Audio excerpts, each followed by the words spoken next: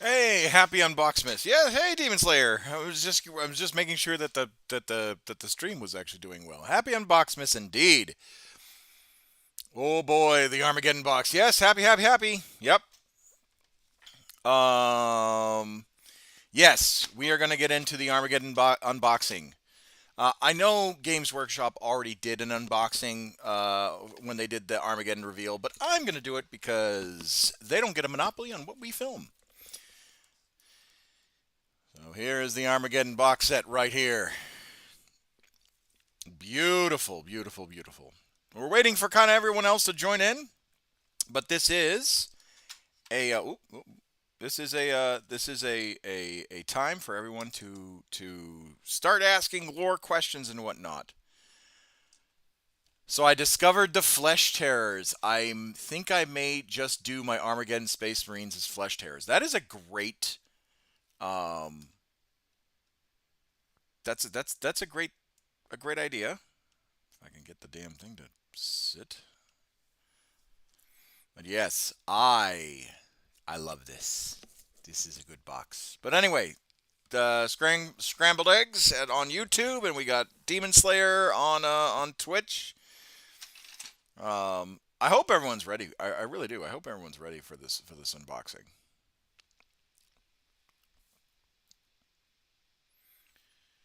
Uh, let's see. I'm just putting a message out in the Discord.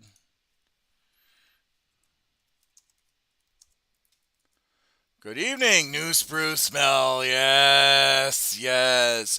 And if you guys want, you can jump into the voice chat as well. It smells great when you crack it for the first time. It really does. It's it's mine, my precious. Yes, yes, yes. We are live. Uh, you can join in uh, VC or on Twitch, YouTube, or Kick.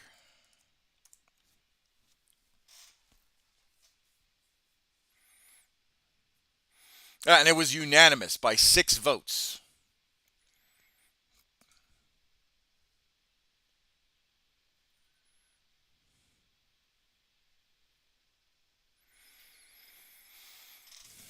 Hi, Johnny. I love the smell of new sprue in the morning. I, It smells like my bank account screaming in pain. I, I, as if $1,000 was cried out in terror and were suddenly Hey, silenced. hey, we're not talking Forge World kits here. I fear something terrible has happened.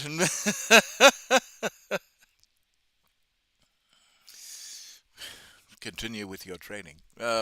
All right, yeah, no, I am really liking this. I'm really liking this. We're just gonna wait for a little bit for more people to show up. But um, oh, by the way, Demon Slayer, I read your DM. I wanted to digest it a little bit, and we'll talk a little later. We'll talk offline. Um, so don't think that I didn't read it. I did. I did. Um, but yeah,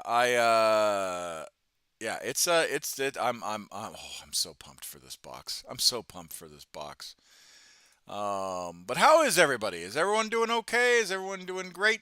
Do we, what did everyone do today?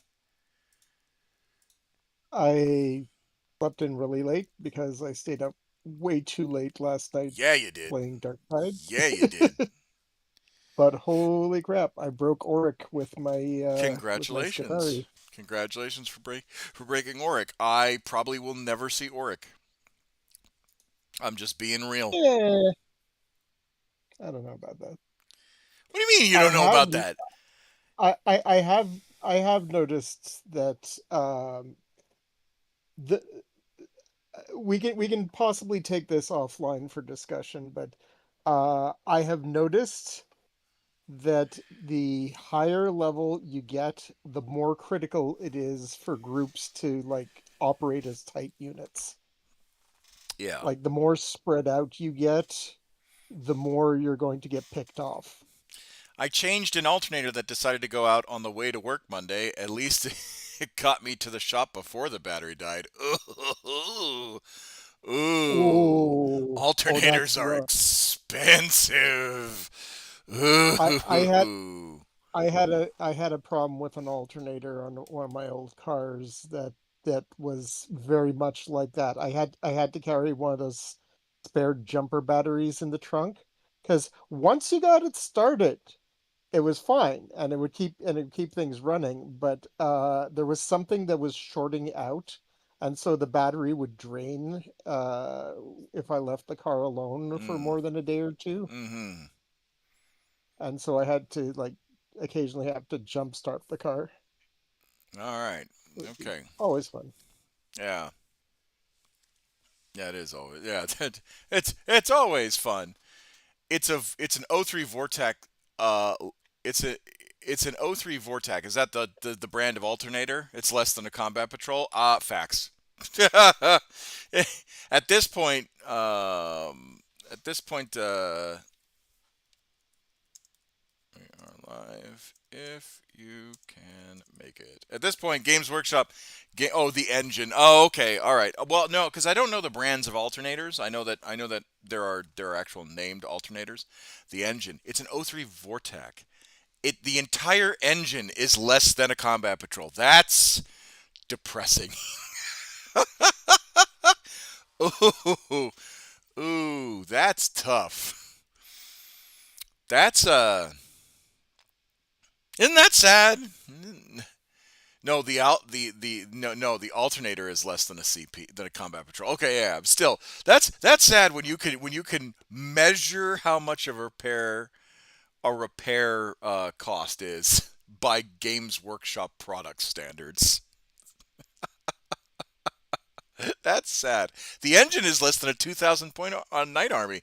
Ooh, hey, can we come up with a new measuring system just to make the metric guys even more upset for us Imperial users? Let's instead of using the Imperial measuring system, which people already absolutely fucking hate, let's measure everything in 40K in Games Workshop Army terms.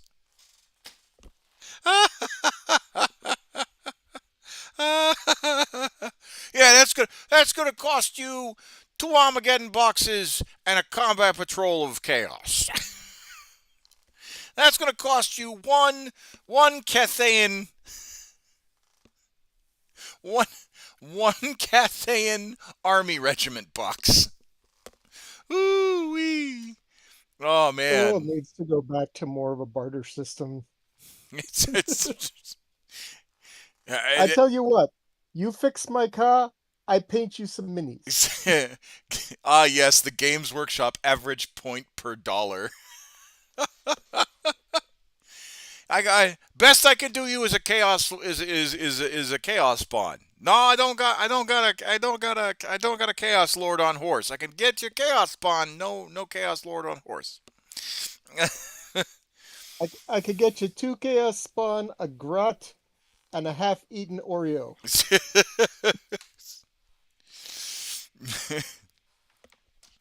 Oh goodness gracious.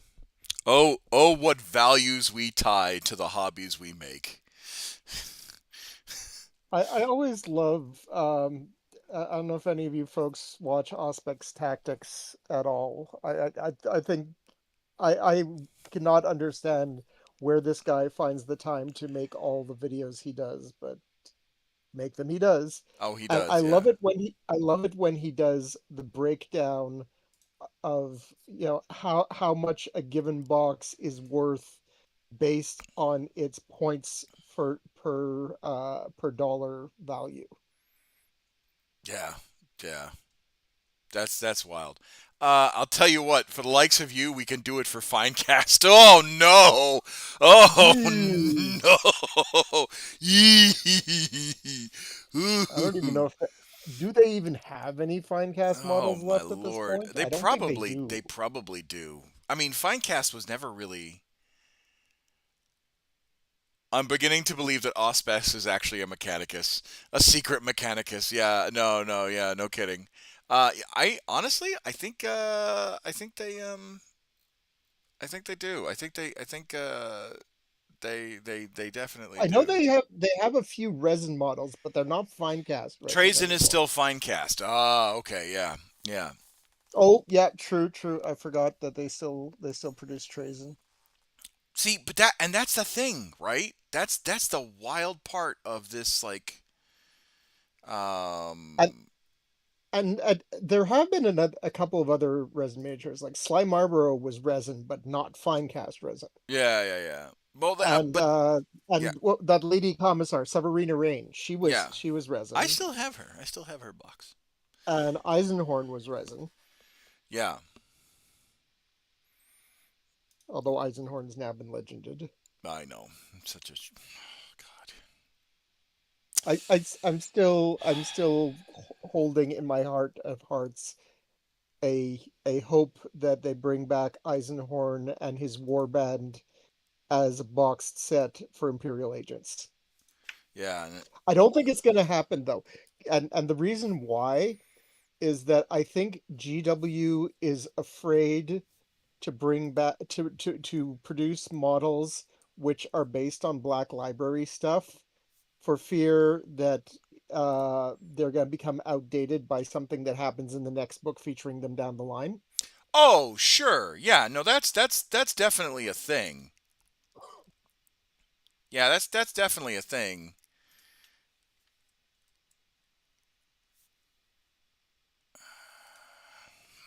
Oh, no, I already did. So did you put in your order for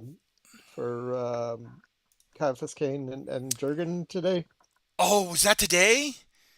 They went on pre-order today. Yeah.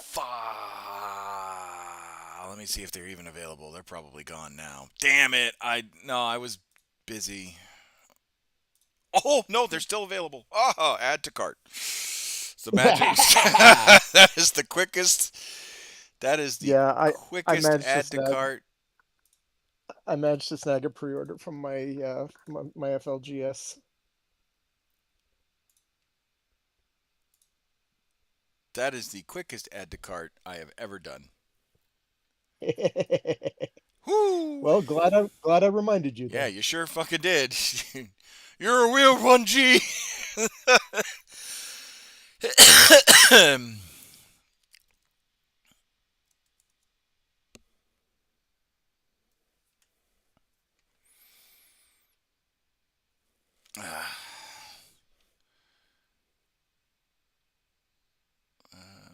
Home delivery.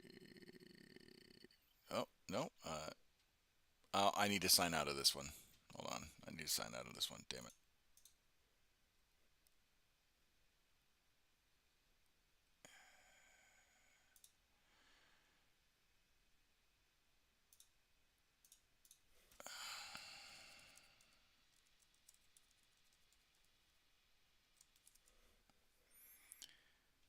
There we go. In 17 days, I can get the Inquisitor. Let's see. Shop down. Which Inquisitor? The one with the servitor or the Oh, yeah, yeah, yeah. The one with the weird assassin. speakers. Yeah. That Yeah, one. yeah, yeah. Pre-orders. I think I've already got that one. God, it's sad when I can't even remember which of these Warhammer Plus things I've gotten. I know that I got the Eldar Spirit Seer one fairly recently, I but think that I one is think next for me. yeah, I'm trying to remember. I actually missed one of the yearly models because I kept putting it off because I wanted to get both the AOS and the 40K one, and I kept not having the budget to pay for or I couldn't justify the budget for the extra AOS major, so I kept putting it off, and it's like, oh, I'll do it on next paycheck, I'll do it on next paycheck, I'll do it on Yeah, next yeah, yeah, paycheck. yeah, And then all of a sudden it's like, oh crap, it's no longer available. yeah. And that's the Cadian one, the Cadian girl. Oh, yeah, yeah, yeah, yeah, yeah, yeah. Confirmed they're not human. I am One of human. two the special Cadian models that I don't have. I don't have that one, and I don't have the Cadian captain.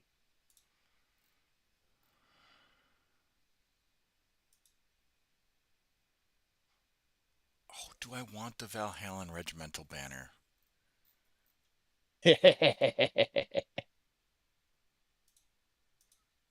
Temptation is thrown in your face. It is.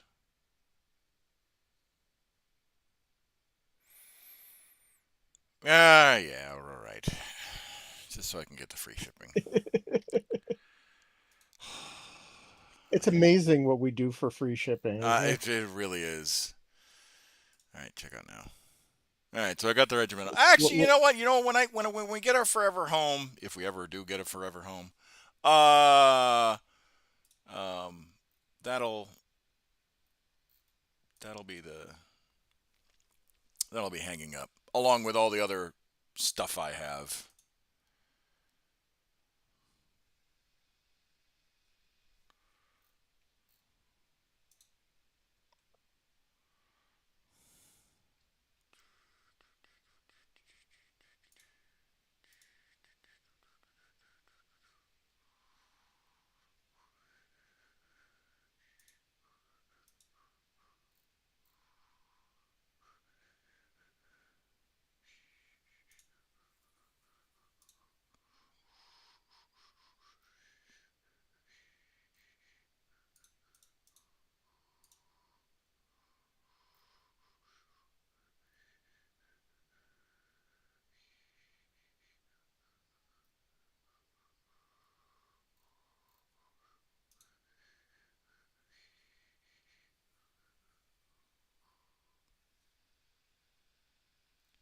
All right, is everyone else here? I'm just trying to see who else is here. Oh, they have unique collection of hobbyers at my local train store. He replaced his line of time and acrylic. Anyone inputs them. I know their glue is pretty gold standard for sprue goo. Yes they are.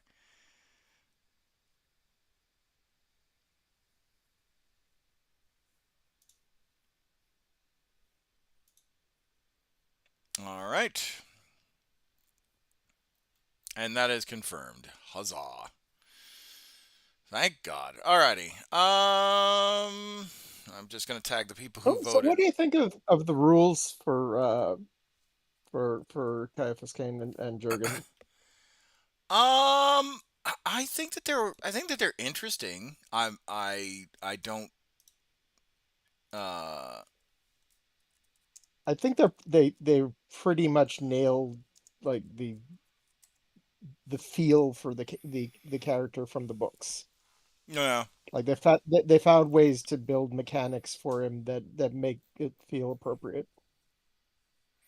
Yeah, he's got a fun, unique rule. Yeah.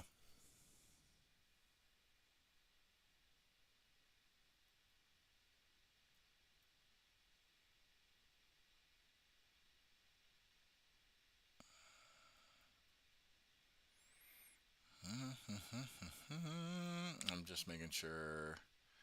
I was on YouTube. I'll be back at just eating. I'll be back on just eating there. Okay. All right. Cool. Cool. Cool. Cool. Cool.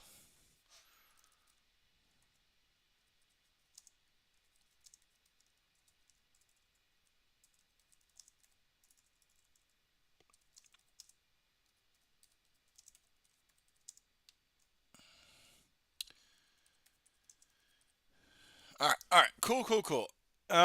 Let's get to it. Let's get this go. We're just gonna wait a little bit more. I like Kane. I do like Kane's Jr.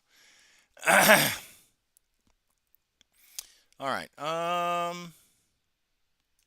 Let us see what we got for people in the chat. Oh my God.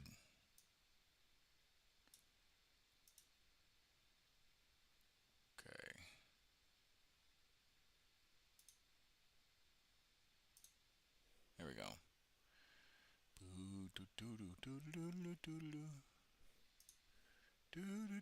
Okay. So to quote a famous movie, "What's in the box?" What's in the box? All right, all right. So we, I don't know which camera I should use. I probably should use this one, this camera setup, so you could see. It's John Cena. Oh no, never mind. Actual cannibal Shia LaBeouf? Yeah. It is I, actual Cannibal Shia LaBeouf. All right. So I'm Hello. okay. All right. Quick question, guys, for those of you who are watching stream: is this a good view for the unboxing? Um, it's a little cramped, but it does seem to show the entire box, Because or at least the I lower could do half of the that. I could box. do that. I could do that or the Commissar's journal.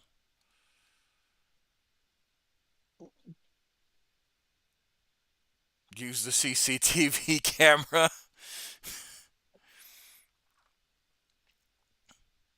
I don't have like a top down one. I don't have a top down. I don't have a hanging one. I wish I did. Well, Uh, Just I make think it a hanging one, I guess. I think you can use the Commissar's journal for sort of the big stuff, and then the other camera to sort of okay, good night. focus in on individual sprues, maybe. Yeah, I'm streaming. Good night. Okay, I love you. All right. Sorry. Aw, Yeah, that Morgan's is our duties. data Sarbiddies. Yeah. Oh, hold on. 2 seconds. Hold on. I did a chore before and I didn't return the thing I was supposed to return. 2 seconds. Oh data dear. Datasar moment. Let me do my husbanderial duties.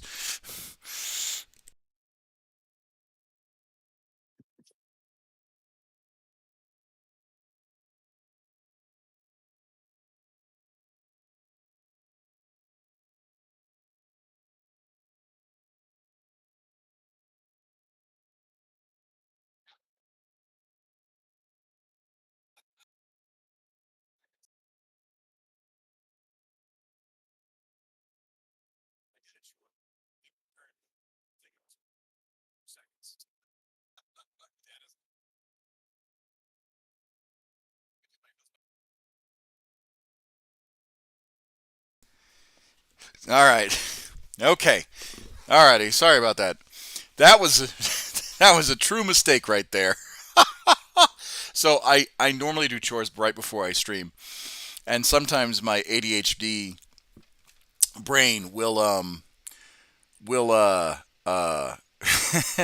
they'll I'll do a chore and I think it's done, and I literally left it like I've done the chore, but I didn't put it back. So I was doing Oh, let's see. I was doing the cat Hi. I was doing the cat pan. I was doing the cat pan. What's it called? Uh, and I didn't put the cat pan back where it was supposed to be. So, ah, I never ADHD away from a oh look a squirrel. Why is Hi this pile Lexi. of clean di- Why Hi. is this pile of clean dishes in the middle of the living room? Yes, it's just this pile of clothes that's staring at me. Why is it in the kitchen? Why is it on the kitchen table? Oh, it's because I did the clothes. I washed it. All right.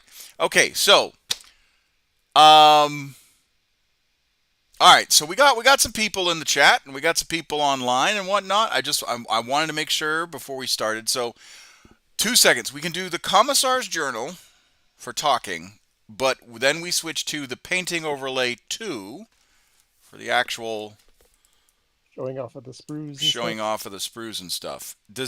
Is that okay? Is that okay for everybody? I just want to make sure that it's pleasant for everyone.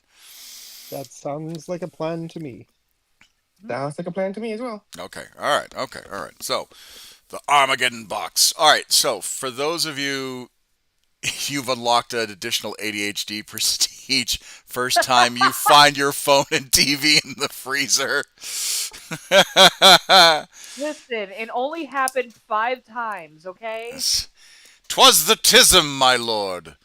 All right. All right. So, um,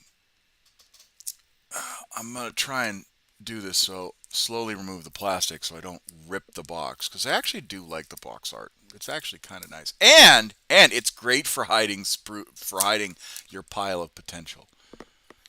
Good night, sweeties. Indeed. Go to bed. And by sweeties, he doesn't mean chat. Yeah. No. My eldest is wanted to say goodbye. Yeah. Go. Chat God. wishes her a good night's sleep. God, you are one of mine, I'll tell you. All right. Love you. She wants to see the unboxing too, doesn't she? Yeah, she really wants to be on camera. All right. Okay. So, but it's Oh, she is on camera. no, she's not. She's not on camera. Oh, she was. She was for a second there. Oh yeah. On this side. All right. Okay. Yeah. Okay. So. Anyway, what was I going to say? Oh yeah, so this is 11th edition. For those of you that don't know, Warhammer has been around since 1987, when it was called Warhammer 40K Rogue Trader. This is its 11th iteration. Now, I don't want to necessarily dive into the long beard grumbling book of grudges, rah, this is not a full edition, rah, all that stuff. I will have critiques during this unboxing. That is mostly certain. But the point of this particular stream is to unbox, celebrate, and ask you your Warhammer 40K questions. So, all right, let's get to it.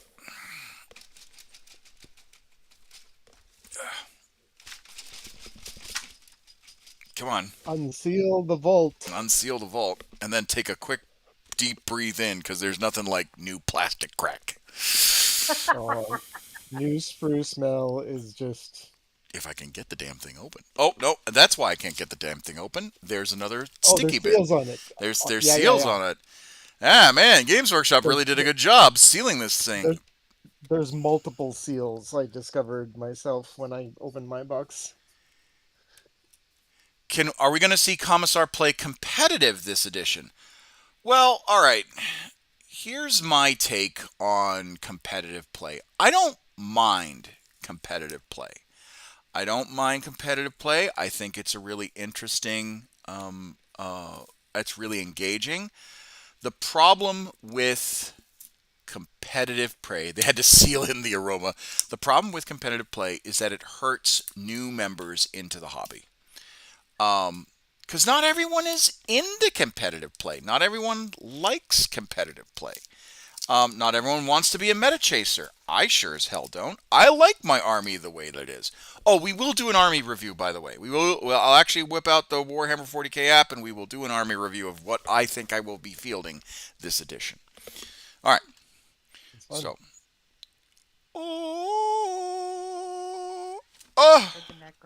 I heard the Necrons got nerfed. Oh, get that hit in, boys.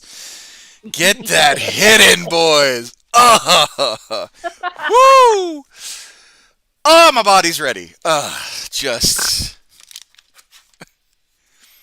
do love new plastic smell. I'm pretty sure I'm losing brain cells doing it, but it's really good. Oh, yeah. It's really good. All right, so the first thing that we're looking at is we're looking at a bunch of jump. Well, as soon as I'm able to... We're looking at a bunch of jump pack. These are the jump pack chaplains and banners and all that stuff. And the only reason why I know it's a chaplain is because we have the Grimaldus skull right here.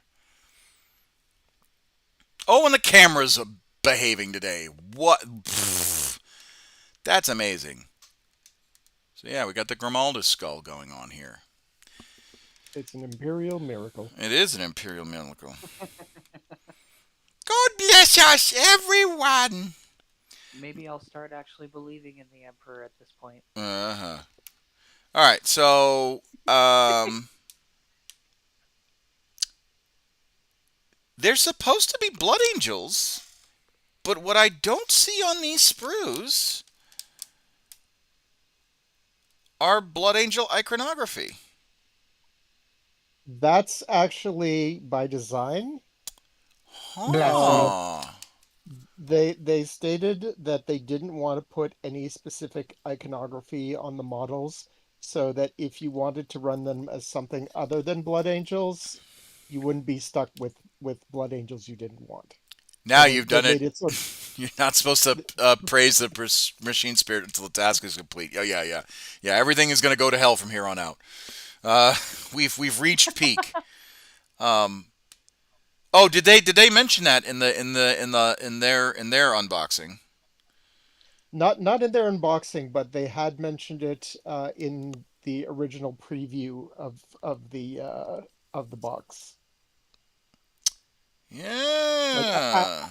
Adam Troke on the during the preview said, you'll notice that these miniatures, while we've got them painted up as Blood Angels, don't actually have any Blood Angel specific iconography on them. So if you want to paint them up as your favorite chapter, you'll have no problem doing so. Okay. All right. That's interesting. Well, I'll say this. I don't know if it's an unboxing or QA or a QA quality assessment. It's both actually. But it's actually, that's a pretty nice that's some pretty decent detail. I actually am digging the bolter shell casings. That's actually kind of that's a Oh, that's nice really cool. that's a Yeah, nice yeah, yeah, touch. yeah. For the Eradicator heavy bolter Yeah, guys. that's a nice touch. Um, You'll see it a bit later, but they have one model where you actually have the empty magazine for the heavy bolter as a piece that's lying on the ground at his feet. that's a gnarly orc skull right Like there. he's Oh yeah, they got some really nice stuff. That's a gnarly orc skull right there. Like that's metal as fuck. I'm not gonna lie. I would like a box of 54, please. Well, they do have the skulls box. Yes, they do. They do. No, no, no. He's talking about the shell casings. Yes. All right. So we have in this particular sprue right here, we have the. It looks like. Those are the the Yeah. Eradicators with heavy bolters. Yeah. That's Gravis armor legs. Well, I'm seeing the chaplain. For that Uh, too. I see the. I see Oh, the. I keep forgetting that the voice chat is slightly ahead of the video. Yeah, yeah, yeah, yeah, yeah. So I'm seeing the chaplain sprue. I see the eradicator with the heavy bolters.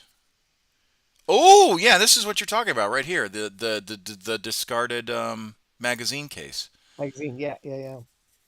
I find it's kind of weird that they didn't do what they did with the Devastators and have I like that. or the aggressors and have the ammo feed coming out of a backpack. But So okay, so the traditional. I mean, this is some inside military baseball. So if you like reading about that, so I will say both the banners seem to be really nice sculpts. Yeah, we'll zoom into the banner real quick. We'll zoom into the banner real quick. Let's, if the camera wants to come on, come on. Oh, dude, you were just working. There we go. Yeah, that actually looks really nice. That's actually a pretty sick banner. Um, I would even argue. Oh, and it's a freestanding. Oh no, there's a Space Marine grabbing it. There's a Space Marine hand grabbing it. Son of a bitch. Because I was about to yeah, say. the pose he's got it lifted up in the air. Yeah, yeah, yeah. No, I know. But I was gonna say if it was a plain banner with a flagpole, I could just like stab it into the ground and just have a bunch of guardsmen around it. Because this is definitely, I mean, yeah, it's Space Marine coded, um, but you could I have it mean, as, nothing prevents you from shaving the Space Marine hand off. yeah, I guess I could. Yeah, Just put some, some purity seals attached to the banner pole where the hand used to be to cover up the scrape marks. yeah. That's not a bad banner. I can see a lot of, what's it called? I can see a lot of people using this banner for something else other than Space Marines. Yeah, very Um, much could very easily be done that. um,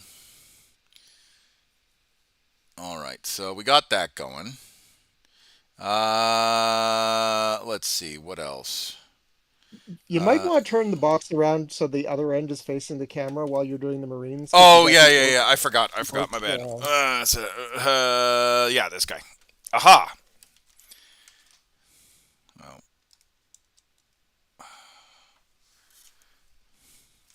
now I guess now we just got to play that. Nope.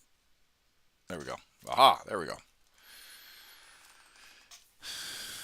So yeah, so it's yeah. not bad. It's not bad. I think that that's a decent that's a decent bit. All right, cool. So we got bits of the orc truck, the orc bike.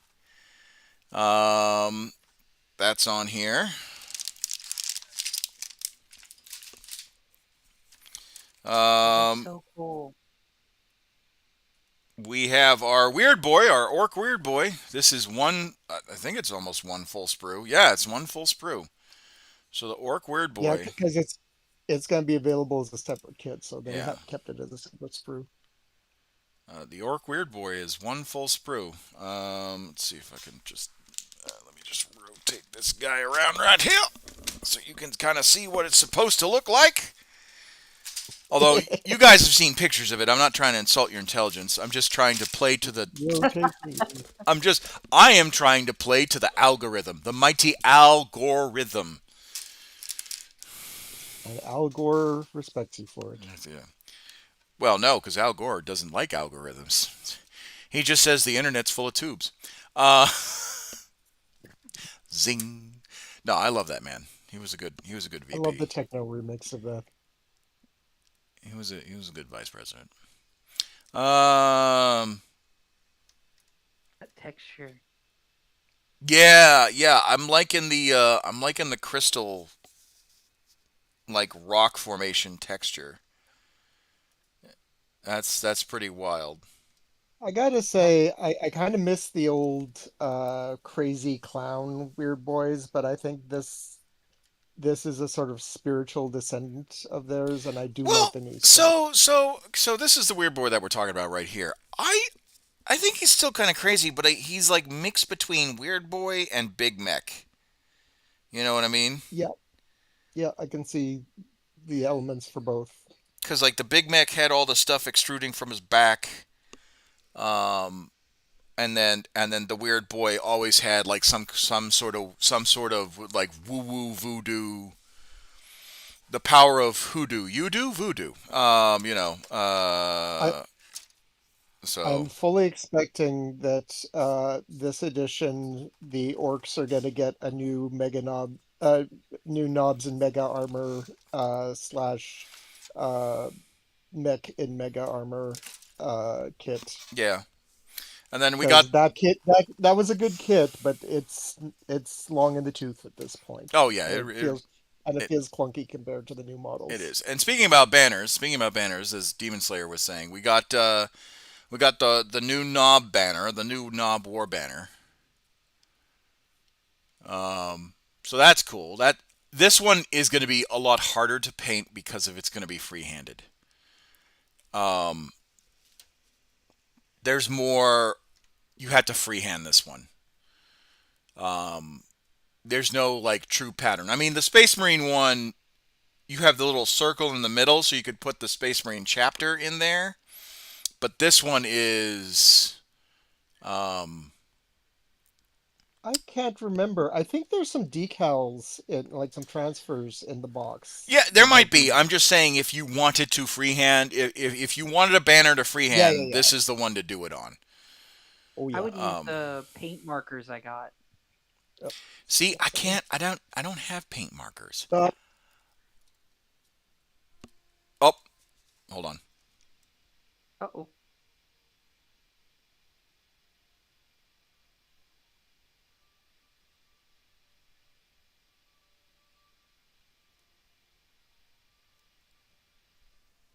Ripstream. No, hold on.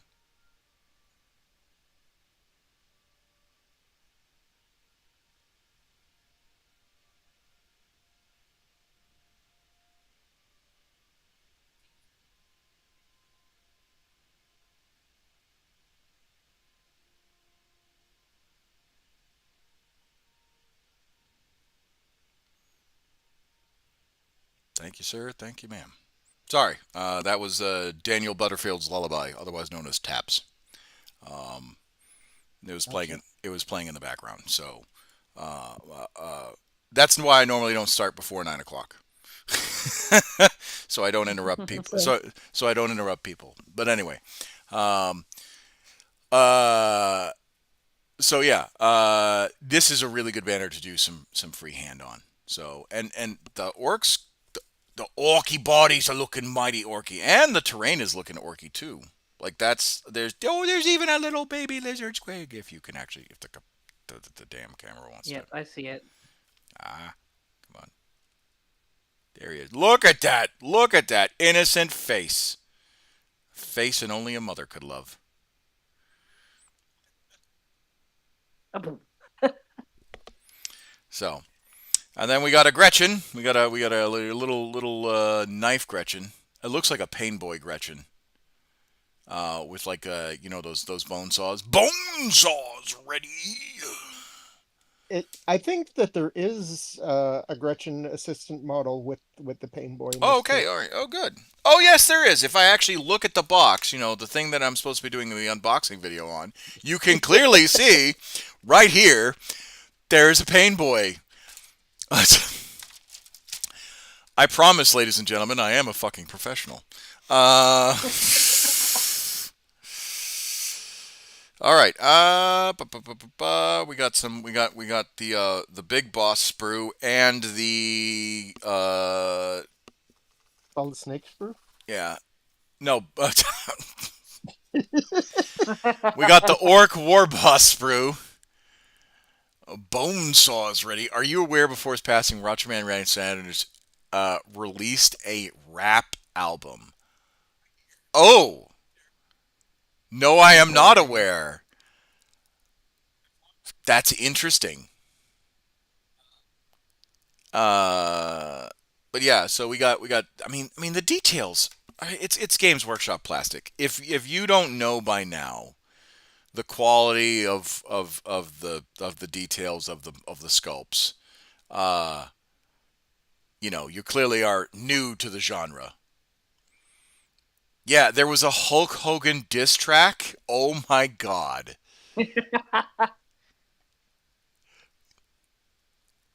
That's wild.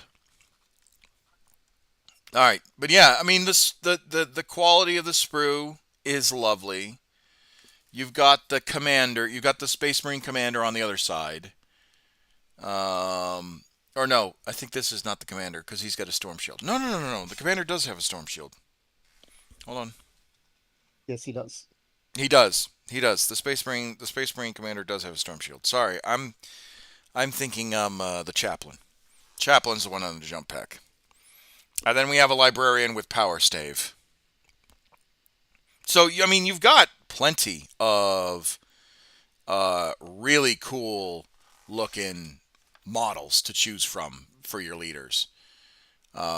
The orcs really only have. I mean, as far as leaders go, the only really main leader, obviously everyone has talked about him, is the orc war boss. Um, He's a chunky lad too. he is really big. His body's freaking huge. Like this is his torso right here. This is his torso. this is the other half of his torso, which is right here. Like Like he's pretty big. he's bigger than Ogren size. Yeah, well, actually, Like we have an pull up one Ogren. of your We Ogres. have an Yeah, Ogren exactly. I was to gonna say. compare. Like this is Nork Deadog. This is the Nork Deadog TM, and that's his torso. His torso is almost the size of Nork. I mean, we'll do a regular Ogren just to do the shout out. Oh, by the way, speaking of which, we'll do that shout out right now. Hey, do you like a free miniature handcrafted and painted? Hey, would you like to be a part of an awesome community? Hey, just like and subscribe to this channel. That's all you got to do. You just have to be a member of the Discord and all that stuff and be an active member. You get free stuff like, hold on, you get a chance for some free stuff like the pleasure of seeing my face every time I stream. Or The singing of your voice. the sonorous the sonorous tones of a drunken goose, or the panicked gameplay of someone who is slightly autistic. And of course, but in all seriousness, if you are a member of the channel, you can get one of these lovely, I still have to mail it out, handcrafted models. All right? Like the Hexmark Gloctopus. Or the High Gladiatrix that I made for another member. They're actually in the chat right Hello, now. that's me. Lexi and Issa. Issa's got this High Gladiatrix, and then Lexi has this lovely Necron Hexmark, otherwise known as the Gloctopus. I've still got to mail those out. I just have to figure out a box to actually fit them in so they don't come in pieces because I've worked too hard on them. Or if you're another member of the channel, again, a member of the channel and active in the Discord, you have, obviously this Chaos Chimera, Old World of Warriors of Chaos Chimera, lovingly done, and that will be sent out to Nina, or Eliza, as she's known in the Discord. And that will be mailed out. And then, of course, Johnny has requested Nort Deadog and his retinue of the angry Scottish orc from Samurai Jack. And then we're going to just call him the Goonies once I get his actual head in. And yeah, so there's stuff like that. We also have the Commissar's Duty, a special. I managed to get that one squared away before it was. No, that's not it. We managed to get that one squared away before it went to the scalpers market. The Commissar's Duty, if I can find the damn thing. Oh well, we also have Faye's Van Ryan's Leapers. I keep on saying Van Ryan like Van Sar. From Necromunda. We also got these that we got to build, and then of course Quackamole's Solitaire that we are working on. So we've got a lot on the docket per se that needs to get done. So if you want to become a supporter, so if you want to become a supporter, you just have to be active in the Discord. Make sure that you're a part of the live streams, chat all the stuff. If the Hexmark Destroyer, had a deadly demise, it would be the Sigosaurus. Yes, Gloctopus, the Gloctopus versus the Sigsaurosaurus. Yes. I still think it should be called the Leximark Destroyer. Oh, the Leximark Destroyer. See, that's actually really good. See, I am not that creative. I just happen to just use, it looks like a Glock, therefore Gloctopus. I A like lot of people call it Gloctopus. the Gloctopus. Yeah. But yeah, so Yeah. So if you want a benefit like that, you have to genuinely be a true member of the channel and whatnot. Also, if you join the channel, you get to be a part of the Discord. You get to we have community nights. We still have to finish the Riddick series for movie night. We still have to do we'll still have to do a game night for the community. I think maybe we'll do is Fall Guys. Fall Guys is just a fun party game. Oh, Um, I want that game. or something like that, something like that. But yeah, so and plus you got good people and if you're looking for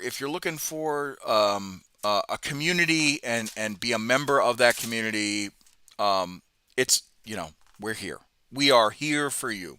Um, and on a more serious note, and I'll switch to the Commissar's journal real quick so we can have that face to face. On a more serious note, if you're a member of this community and you feel like you are, and you join and you feel like you're struggling or whatever the case is, I am always here for you. I will always be here for you. I may not be able to get to you right away when but if you shoot me a message for whatever the reason, or if you're like, hey, I'm feeling some kind of funky way, I am here for you. Why? Because you guys make this channel happen. All right. Um, we've talked about why I started the channel. I started it kind of as a goof, but then it kind of morphed into this thing, this real reason of, hey, I am raising money for charities. It's a charity live stream. Every stream is a charity live stream. I champion the UNHCR and the UN Refugee Agency. Every live stream, you can literally look on my YouTube channel. It's literally on every live stream in the description and whatnot. You can look on Twitch, and it's on. Obviously Twitch doesn't hold every single live stream. It only holds it for 30 days. But if you look, it'll just say charity on it, and I normally link the link in the description. So. I'm dead serious. This is a community that I'm building for people to have oneness and celebrate their hyperfixations, i.e., me, and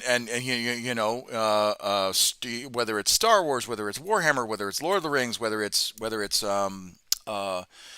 Pokemon, Magic the Gathering, whether it's um, music, right? I mean, we have a venerated DJ here in with us. This man has mixed no, no, no, no, no, no, no. Hush, hush, hush, hush, hush, hush, hush. Let me glaze you a little bit, all right? God damn it, Uh, uh, you know, we have somebody who's gone through a lot of the more uh, uh, interesting, eclectic social circles of conventions and whatnot. Who's a talented mixer, who's a talented DJ, and yeah, he may be out of it for a hot minute, but the man still can spin. So, we have all these different people from different walks of life, and you can find somebody here for you in this community. So please join. Join my Facebook, join my YouTube, join my Instagram, join my Twitch, join the Discord. Really, the Discord is where a lot of the stuff happens, like all of our talks and whatnot. Join the, and then if you're not comfortable, right? If you don't, if you're worried about the, if you're worried about, the community stuff, all that stuff, that's okay too. It really is. And you're kind of nervous about the community. That is 100% okay. It is always here for you. All right, so back to now that I'm off my soapbox. Let me go back to this. So we got the Land Raider speeder right here. What we're doing.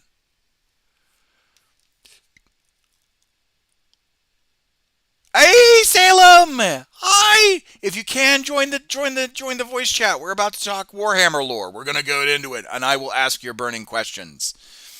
Also, we have a lot of VTubers in our chat too, in the Discord too. So if you want to learn about VTubing, Issa's a VTuber, Salem's a VTuber. I am not. I am the filthy peasant that is the flesh regular streamer.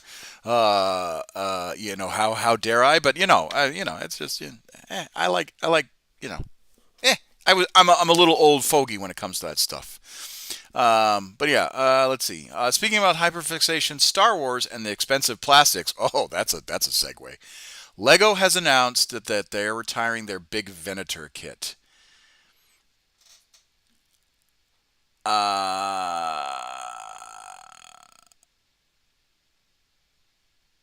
I'm too to join, but I appreciate it. Um,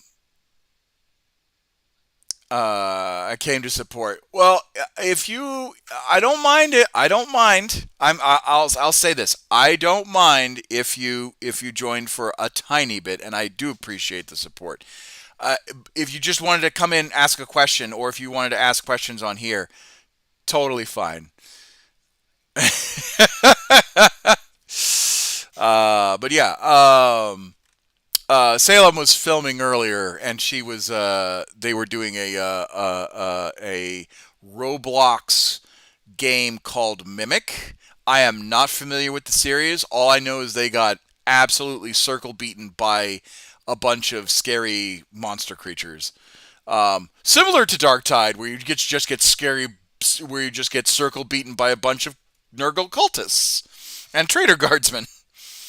Um, but anyway, so this is this sprue is, I think, the entirety of the what's it called, Land speeder. land speeder. Yeah, the land speeder. Now, my only gripe with this sprue, my only gripe with this sprue is that they promised us a flying base, and unfortunately, that did not happen because can A anyone lot of people salty about that. can anyone guess what that is? Take a wild guess. That's the tactical rock it mounts on. Yeah, that is the tactical rock it mounts on. Congratulations, ladies and gentlemen. We have yet another tactical rock. And my only gripe about this model, because it is a really cool model here. I'll rotate it so you guys can see exactly what it is. Haha. Oh, nope, that's not it. Oh, no. Oh, no, they don't have it on the box. Uh, I think it's the, on the bottom. oh, it's on the bottom? Yeah. Yeah, it's on the bottom. Okay, so if you see that Probably little don't want it. red splotch right there, I'm going to try and tilt it so that way. It's a chunky vehicle. It really is a chunky vehicle. The problem with it is that this small piece is going to snap clean. I'm really afraid it's going to snap clean. Really, really. Apparently, GW brought a painted one to one of the competition, like one of the first 11th edition competitions, as a sort of preview piece, Yeah. uh, and it was already like partly broken, Oh, and that's their own display copy. damn. That's tough. Yeah. I'm afraid that's going to snap clean. I really am. Probably want to drill a rod through it just to reinforce it. Well, see, that's a problem. Is that Games Workshop loves to, um, they love to make these plastics, but they don't give a whole lot of meat to them. So not even drilling will not even sawing it and putting a rod through, I think, will be a good fix. There's So there's a video I saw from one guy who wanted to avoid the whole, fragile connection point stand issue. So he's got a how-to video on how to replace the tactical rock with an acrylic rod. yeah, I've seen that one. I've seen that video. It's really good. It's a really good video. You should look at it. You should look at it. It basically turns it in. I'll drop it in Discord if Yeah. I can find it again. Yeah. We have this sprue is so half the sprue is If I remember correctly, there's a second basing option that eliminates the tactical off, but shifts the speeder entirely too close to the floor. I mean, yeah, that's the other that's the other thing about it. Games Workshop loves to create a solution that they create a problem that they made and make a solution that they also made a problem of. But yeah, so this is the sprues for the Space Marines, and what I've noticed is, um, you all the Space Marines are together. It's the AAA way. Yeah, all the Space Marine sprues are together. All the Orc sprues are together. So if you did want to go in Dutch and just buy one half of the box and have your buddy get the second half, it's less of a painless split. In previous editions, sprue bits were everywhere. And I think they really tried to make it so that I like that power. I like that Librarius staff. That's pretty cool. That's pretty slick. They made it so that way if you split a box with someone, you can get the Orc side relatively painless, and then someone can get the Space Marine side relatively painless, and it's not a bad split. Yeah, it's not a bad split at all. All right, we're almost done with the bits display. We got the Orcs right here. And again, the sculpts, it's Games Workshop. The sculpts are going to be really great. Like, I haven't seen a fairly bad sculpt recently. Yeah, Hellstorm Gaming. Yeah.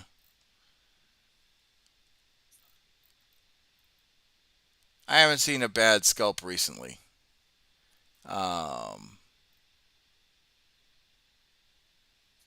Yeah. All right. Someone pointed out that the Dakar rig was sculpted to resemble a squig, and now I can't unsee it. You're welcome. I mean, it does look squig-like. I'm not gonna lie. I didn't necessarily make that connection, but now, but it's been mentioned. And yeah. That's really cool. Mecha Squigsaurus. Yeah, Mecha Squigsaurus. Yeah. So these are the Orcs, and then we've got the DACA. I'm gonna pull this back a little bit so you can kind of see. It's a fairly large kit. This is the DACA. This is the DACA rig.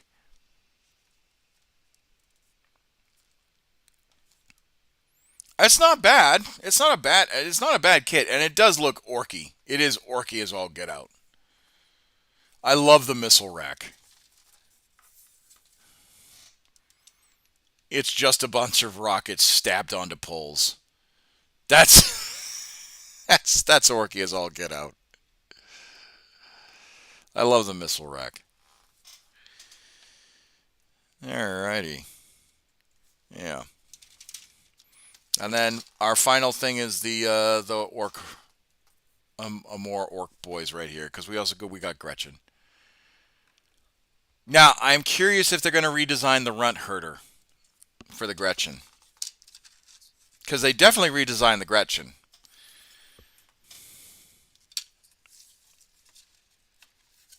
All right, so that was the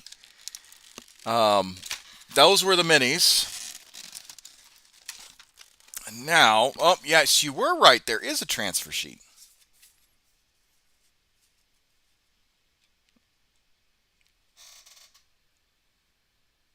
There is a transfer sheet.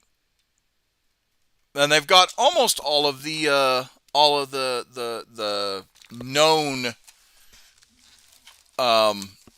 what's it called? All the known chapters that fought on Armageddon. They got the Blood Angels. They've got the Ultramarines. They've got the Crimson Fists. They got the White Scars, and they got the Salamanders. And then for the big orc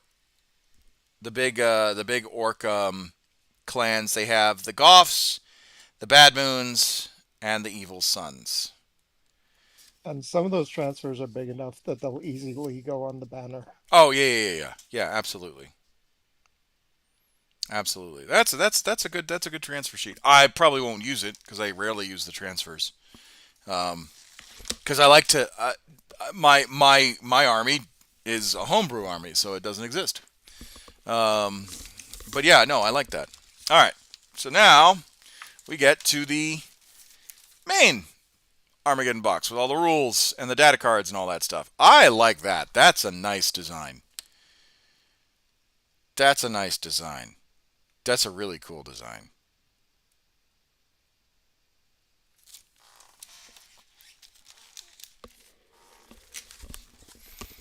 All right. Now the question is how do I open this without ripping the damn thing? Oh, man. Games Workshop, why do your paper products have to be an origami piece? Well, all the rules is a bit of a stretch. Yeah, no, we're going to get into that. We're going to get into that. Don't worry. This isn't a full... Look, I will never, ever, ever shill for a company, especially one that makes a obnoxious amount of money that Games Workshop does. How did they put this? I want to open it, but not rip it, which I already did. So, what did they? All right. It's a little tricky.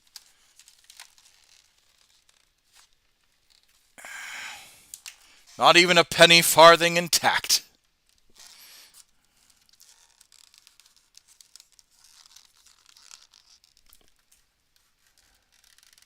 Oh, in fact, yeah. Nope. Not a shilling, not the king's coin.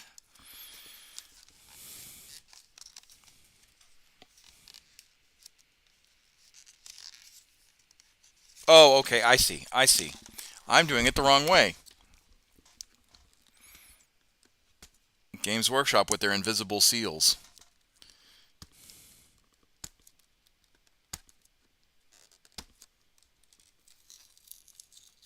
Visible seals, are those the ones that get lone operative?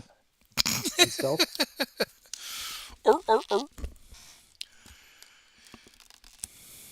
Oh, speaking about seals, kind of a non sequitur. I did not know lion sea leopards or sea lion leopards were that large. They are massive. I didn't think that they were that big. And they're kind of terrifying, too. They are really terrifying. All right. Okay. So we have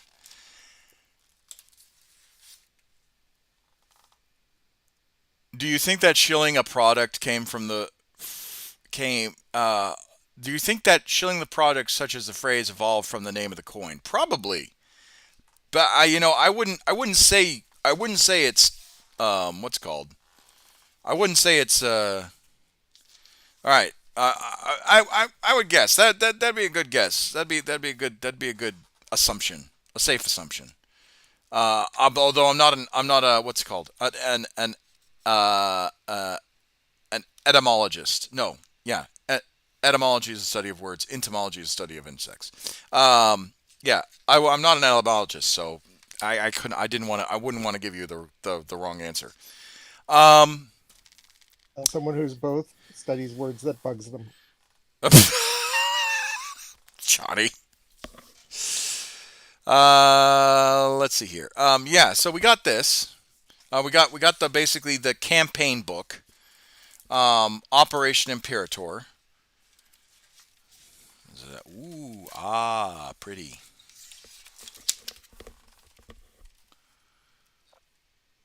Um, Here, I'm just going to rotate the camera real quick so you can actually see. There we go. So we got There's where there's where all the hobby and lore stuff that would have been in a traditionally sized rulebook went. yeah. So this right here is the campaign book and the lore side of it, right? There are no rules in here aside for how to run a campaign. That's about it. Some pretty artwork, really pretty artwork. I think the one thing that GW does right is they do art. And they have fold out maps in some of that too. So Yeah, they really, really, really pretty artwork. Um, so, speaking about the fold out map, I ran into one.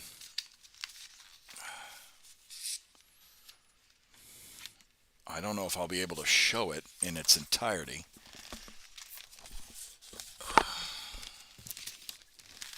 There we go. There's the fold-out map. So this is a separate book now. I do not know. I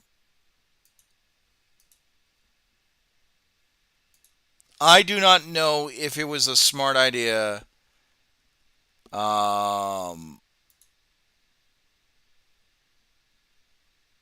I do not know if it was a smart idea to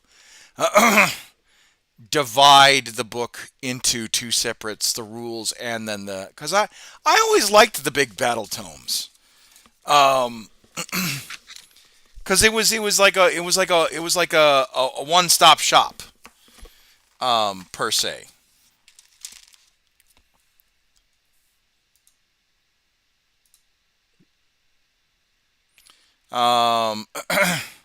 So I don't. I think you can blame the competitive scene for that because they hated carrying the big books around. I know they did, and they hate a lot of things. It's part of me wonders why they even play. They hate new players. They hate new rules. It's like, why'd you get into the hobby? But yeah, I think that this was an interesting way of splitting it up. I wouldn't necessarily know if I agree with it. But it's not bad. It's not a bad book. It gets to. It's not about the money. It's about a shitload of money. Yeah. So you get obviously inside this book you get a view of how to paint your blood angels if you wanted to do blood angels, right? Your standard blood angel unit. You have a small section on the salamanders. You have a small section on the Imperial Fists, the Crimson Fists. Well, let's be real, they are Imperial Fists. You have a small section on the Ultramarines. You have a small section on the Black Templars. And then you have a small section on the White Scars. So basically, you have a small section. You have a big section on the Blood Angels, which they tried to do front and center, and then you have a small section on each of the other chapters that basically fought in the Armageddon War, in the War for Armageddon. And then of course you have the Orc side of it. The Orc hordes, right? Gazkul, Mag, Uruk, Thraka.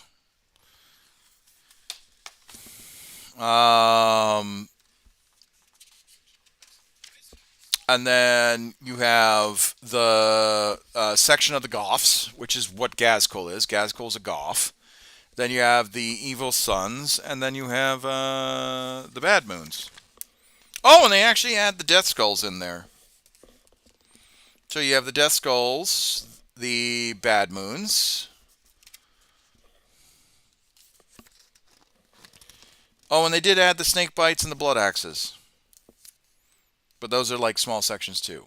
For the painting section for the snake for the orcs, They really didn't do the same thing that they did with where the Blood Angels, where they showed you more the unit markings and all that stuff and how to paint. They just gave you a demonstration basically, and then that's it.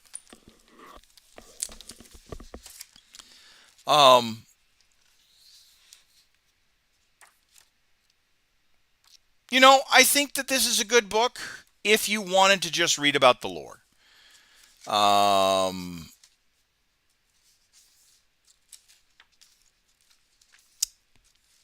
If you just wanted to read about the lore, this is a good book to have.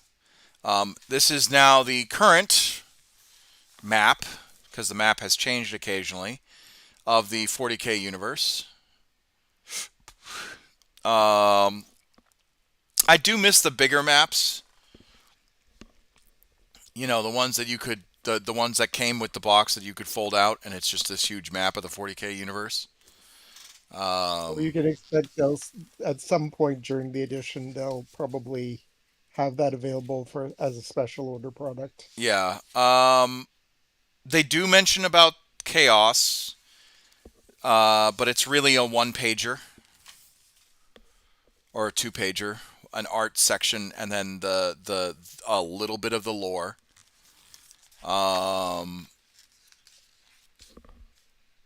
The Space Marines, they have a two-pager or a 1.5-pager, but it's divided up into the chapters and what the Adeptus Astartes are.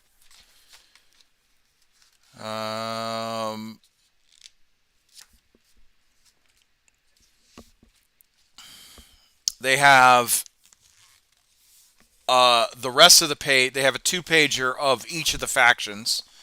The Adeptus Mechanicus have a 1/3. The Sisters of Battle have a 1/3. The Astra Militarum have a half-page, but it's really an art and then a 1/3 blurb.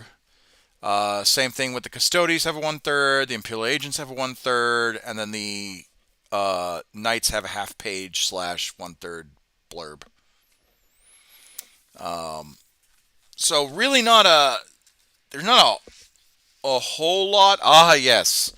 Ladies and gentlemen, welcome to the Xenos page, otherwise known as the redheaded stepchildren of the of the Warhammer universe. Let me just move this just slightly. So you have 1/4, 1/4, 1/4 on one page, and then 1/4, 1/4, 1/4 on another. Necrons, Eldari, Drukhari. We got a paragraph! Yeah, Leagues of Votann. The Orcs have Orcs, Tau, Tyranids, and Genestealer cults. No, I lied. Chaos does actually have a page. Chaos has a two-pager.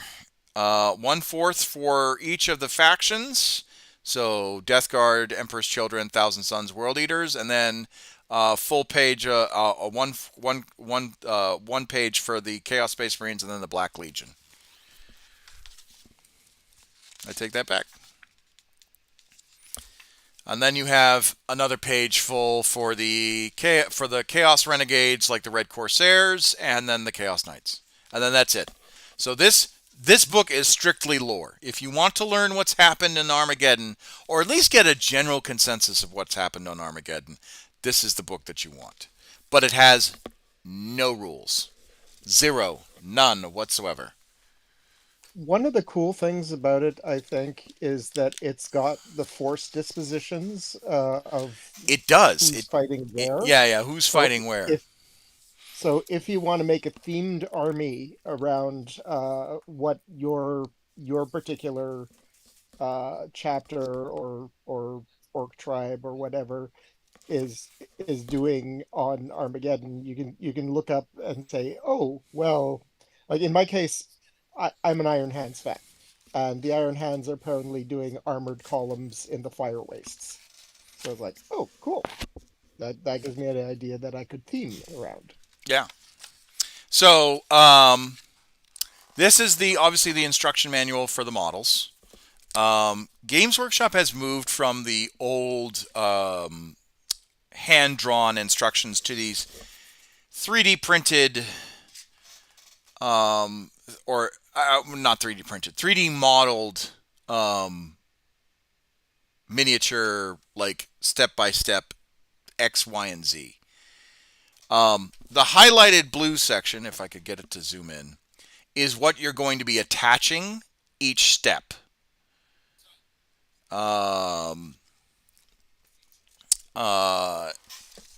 And it's fairly intuitive. Sometimes it can be a little bit overwhelming, especially if you think you have the right piece and then you realize you don't. So these particular models are push fit. They do not require any glue. They do not require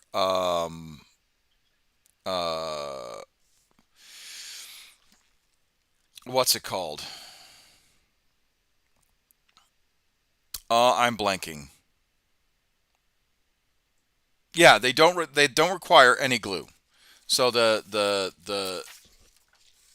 it's a no glue kit as far as I am aware. Most of the models are push fit. And numbered the sprues, those make me happy. I do prefer the more the new instruction style. Yes, the sprues are now numbered. Sometimes it takes forever to find the numbers, but you know. You ain't kidding. But yeah, so most of the models, as far as I'm aware, are push fit. You don't require glue. There might be some instances where you have to glue the model onto the base. Not even. I think they're pegged. Oh, they're pegged. They're well. bases. I mean, some people like being pegged, but you know. Hey, Uh, we won't judge. yeah, As long as it's consensual, we won't judge. we don't kink shame. We just ask kink why. That's it. Oh yeah, no, you're right. Speaking about pegs, look right there. Yeah, if you pull out the bases, like Yeah, the yeah, back I'm of the showing them right bases. there. Yeah. Yeah, yeah. Damn. Oh, sorry. I keep forgetting my video is a little bit delayed from Yeah, the voice yeah, chat. yeah. But yeah, it's you know, it obviously the instructions are really good. You know what you're getting. Um, and then of course there's an Armageddon campaign, a global campaign that you get to play in. Um, Yeah, that's the gonna fall of. the If you look at the back of the instruction book, there's yeah, there's a QR code a QR code. Yeah. that you can scan. Um, but yeah, it's the Hive Meyer, I think it yeah, is. it's Deathmire, Hive Deathmire. That's it. That's it. So now we get to the little itty bitty rule book, baby's first rule book. Um, allow me to indulge real quick. So this is currently the core rules for 11th edition. 2 seconds.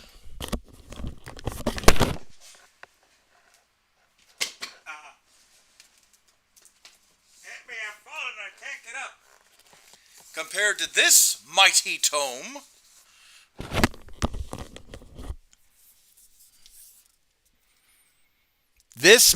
tome,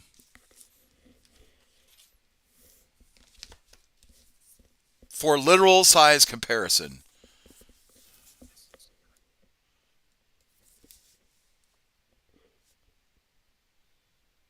is You versus the guy that she told you not to worry yes, about. look, quite literally. I mean, even if you were to compare, even if you were to blow up, right, the core rules with the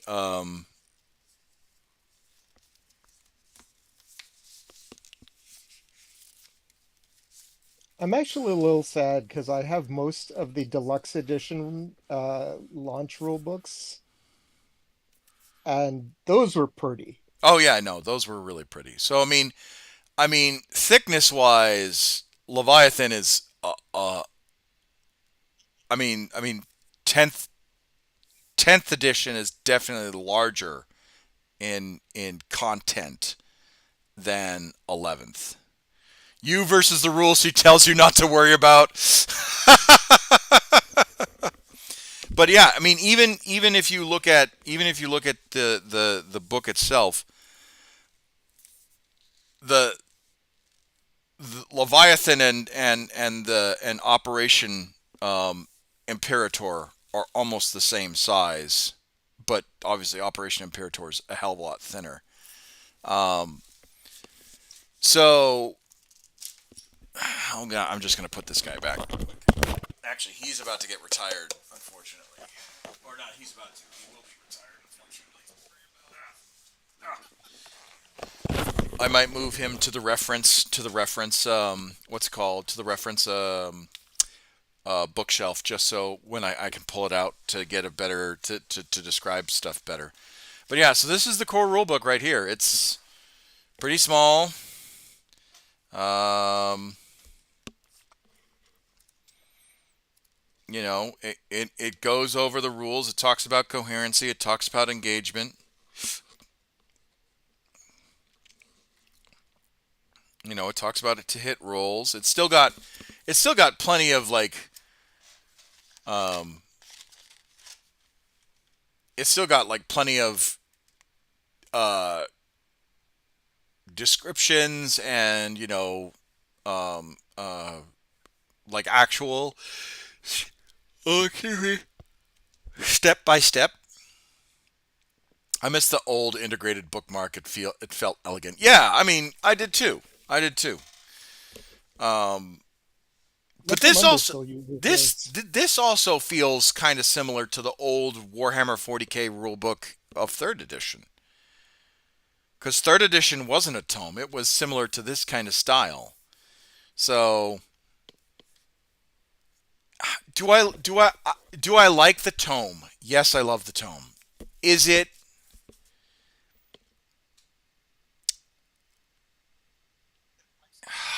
how do I want to describe it? I love the tome feeling, but I don't like the fact that when I get the tome, the rules are already invalidated. I think that's my biggest gripe about um about for Warhammer, especially nowadays. My biggest issue with the core rulebook is half of it is a QR code to reference you to the app. Yep, no, I definitely understand. I definitely understand. I definitely feel like a Luddite when it's like everything's an app nowadays. Um, and I kind of bitch and complain about that. You know, but at the same time, it's like, okay, whatever. But it tells you a lot, and it's fairly decent.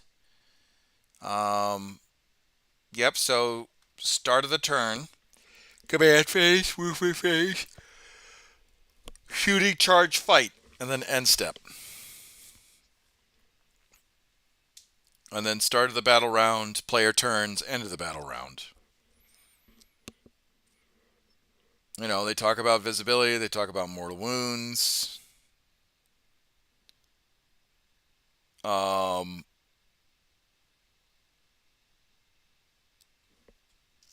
yeah, it's not. I mean, I think they've done better about describing everything.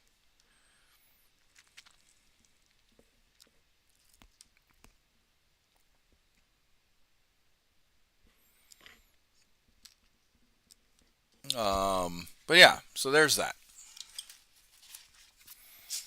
Okay. Obviously, these are the data cards for the orcs and the space marines. I'm not gonna open those because I think everyone's seen them by now. But they're just, well, I say I'm not gonna open them. I'm not gonna thumb through all of them. But I think these data cards are current for the most part, but it only covers the models that are actually in the actual box. They don't cover all the orc models. They don't cover all the space marine models. That is correct.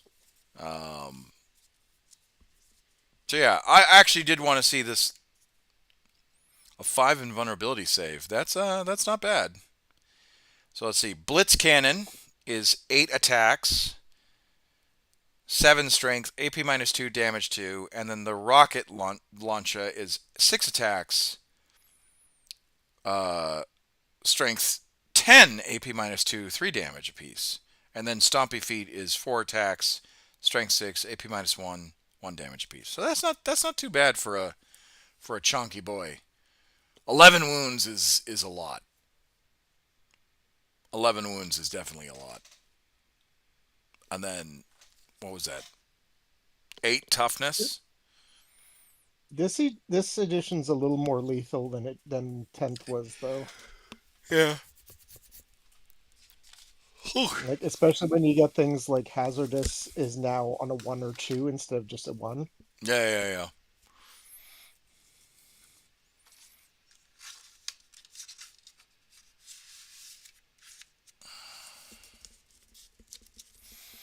Yeah. So yeah, you got the data cards, which is always nice. And then of course, hold on, let me get the. Did you see the rules for the Orc War boss? I have not. I did not. I'll pull that out. Okay, It's all kind of nuts. All right.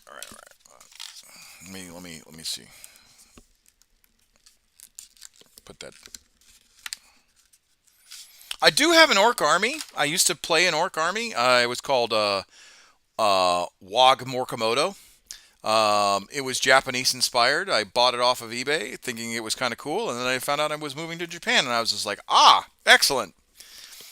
That wasn't, serendipitous of me, All right, so let's see. Written in the stars. Let's see this war boss. Toughness 5. Ooh, that's actually kind of gnarly. 6 wounds. Armor save 4. Okay, so he's got carapace armor. 5 invulnerability save. Custom shooter, rapid fire, attacks 4. Oh, rapid fire 2. Oh, cool. Attacks 4, 18 inches. I'm not really plussed on that. So let's see. His leadership abilities. This unit's melee has +1 for hit rolls, and that's might is right. And then the biggest and the best.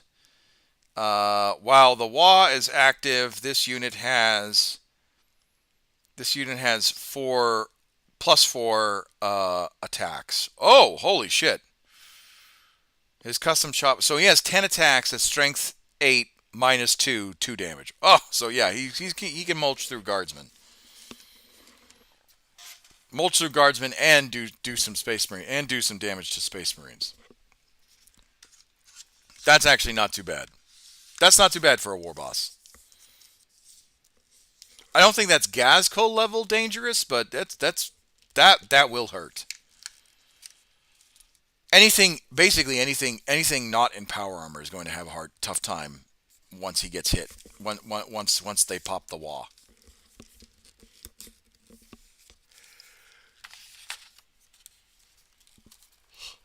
All right. And we have chapter proved. Now, what is chapter proved? Oh, those are all the tokens. Oh, no, I take that back. They're objective markers. No? What are these? Oh, they're round tokens. Okay. All right. Hold on. Oh, because they denote... They're okay. not triangular tokens. Huh? They're definitely not triangular tokens. No. So these are to denote the attacker and defender deployment zone.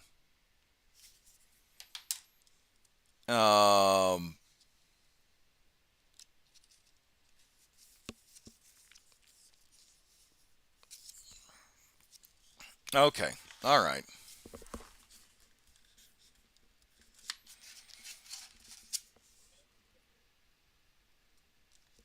Yeah, so they got these take and hold mission cards. So one card is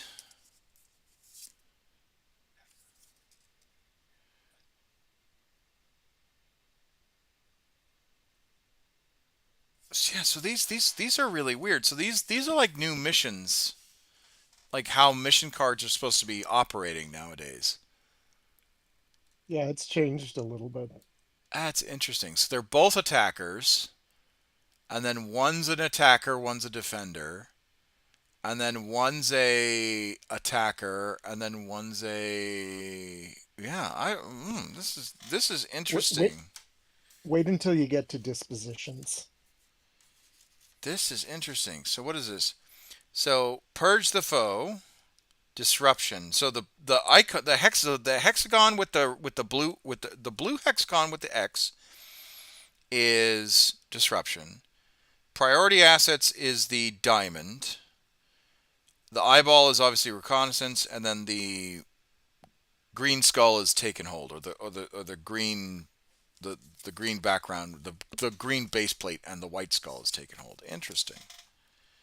Interesting. And if I understand correctly, it's like based on your disposition and the enemy's disposition, which is kind of your objectives in the battle. That determines who the attacker and the defender are going to be. It's sort of like a matrix. Oh, so you pull these out. You pull these cards out to determine what you're going to be. Well, it's actually a chosen thing, from what I understand. It's like you choose what type of mission you're going to run. Like I'm going to do a recon and force mission. I'm going to do a take and hold mission, and then you can What sort of a compare it twist! on the grid, This is a twist and card. that determines who the attacker and the defender All right, are. yeah, the intent is that the mission that you're playing is, if not a mirror match, is designed intentionally to work against each other. Ah, Yeah, okay. exactly that. Okay, all right. Yeah, so these are mission cards. These are mission cards. Interesting. Interesting. I'll have to read more up on that and do an analysis on these mission cards. Because that's definitely a. So what are these then?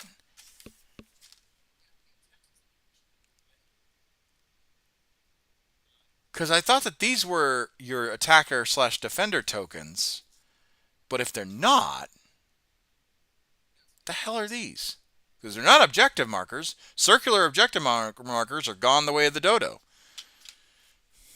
They could be sticky objective markers. Oh, that you okay. And red is attacker, blue is defender. Okay. All right, that makes a little bit more sense.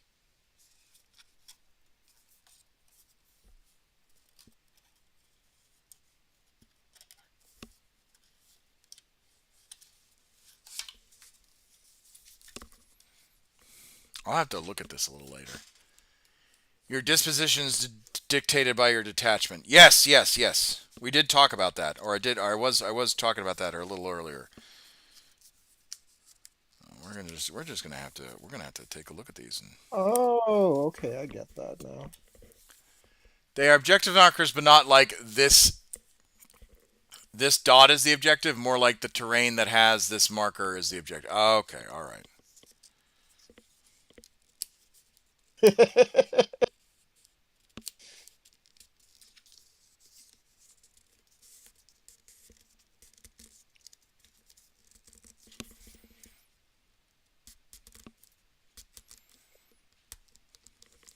Come on.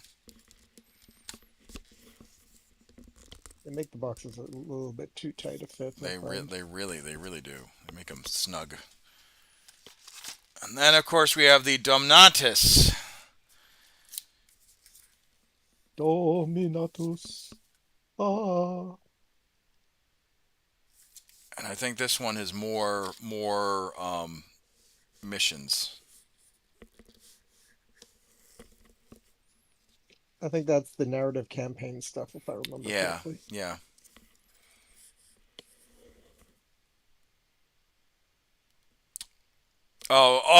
Good. I'm glad that they actually have this. Modifying Domnatus. The rules presented here offer players a quick and simple campaign experience. that can be replayed multiple times. The War Master can modify these rules to better suit their needs for their gaming group. Well, Dominatus is designed to be played over a course of a weekend. A War Master, so it's kind of like a D&D. They're calling the Dungeon Master a War Master. Ooh, we're getting throwbacks here. We're getting some real interesting throwbacks to when 40K was a role-playing game. Interesting. Interesting. All right, so that was the box.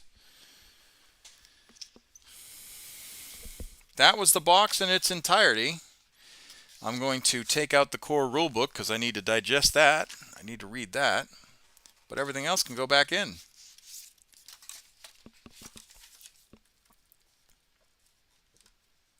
I'm not exactly keen to give extra money to a GW extra money, but I wouldn't be upset if they release additional Dominatus decks Oh, they're going to. every year. They're going to. I mean this sounds like It's going to be like the mission packs that they did like twice a year. Well, it's not just that. I think it's also going to be like remember how so for Leviathan they released the Pariah Nexus, the Nachman Gauntlet. That's what I meant. Okay, all right. That's exactly what I was talking about. Yeah. Yeah, I foresee them definitely doing that.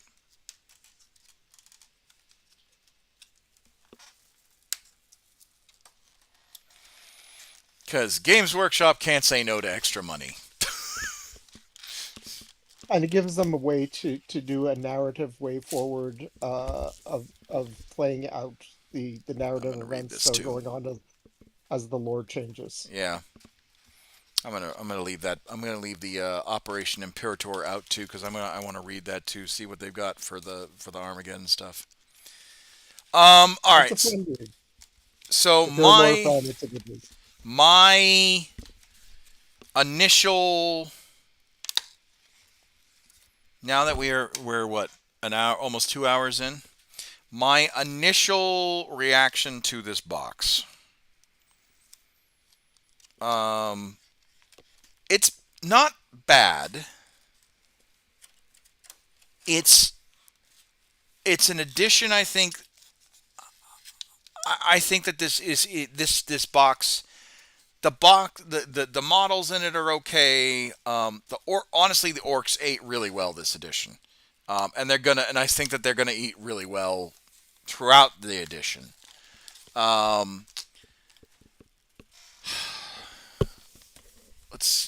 What it comes with, right? This is what it comes with. What is missing from this box? What I feel is missing from this box is obviously the rule tome. I don't think that they should have split up the rule book and the lore the way that they did. I know they are trying to appease a certain group of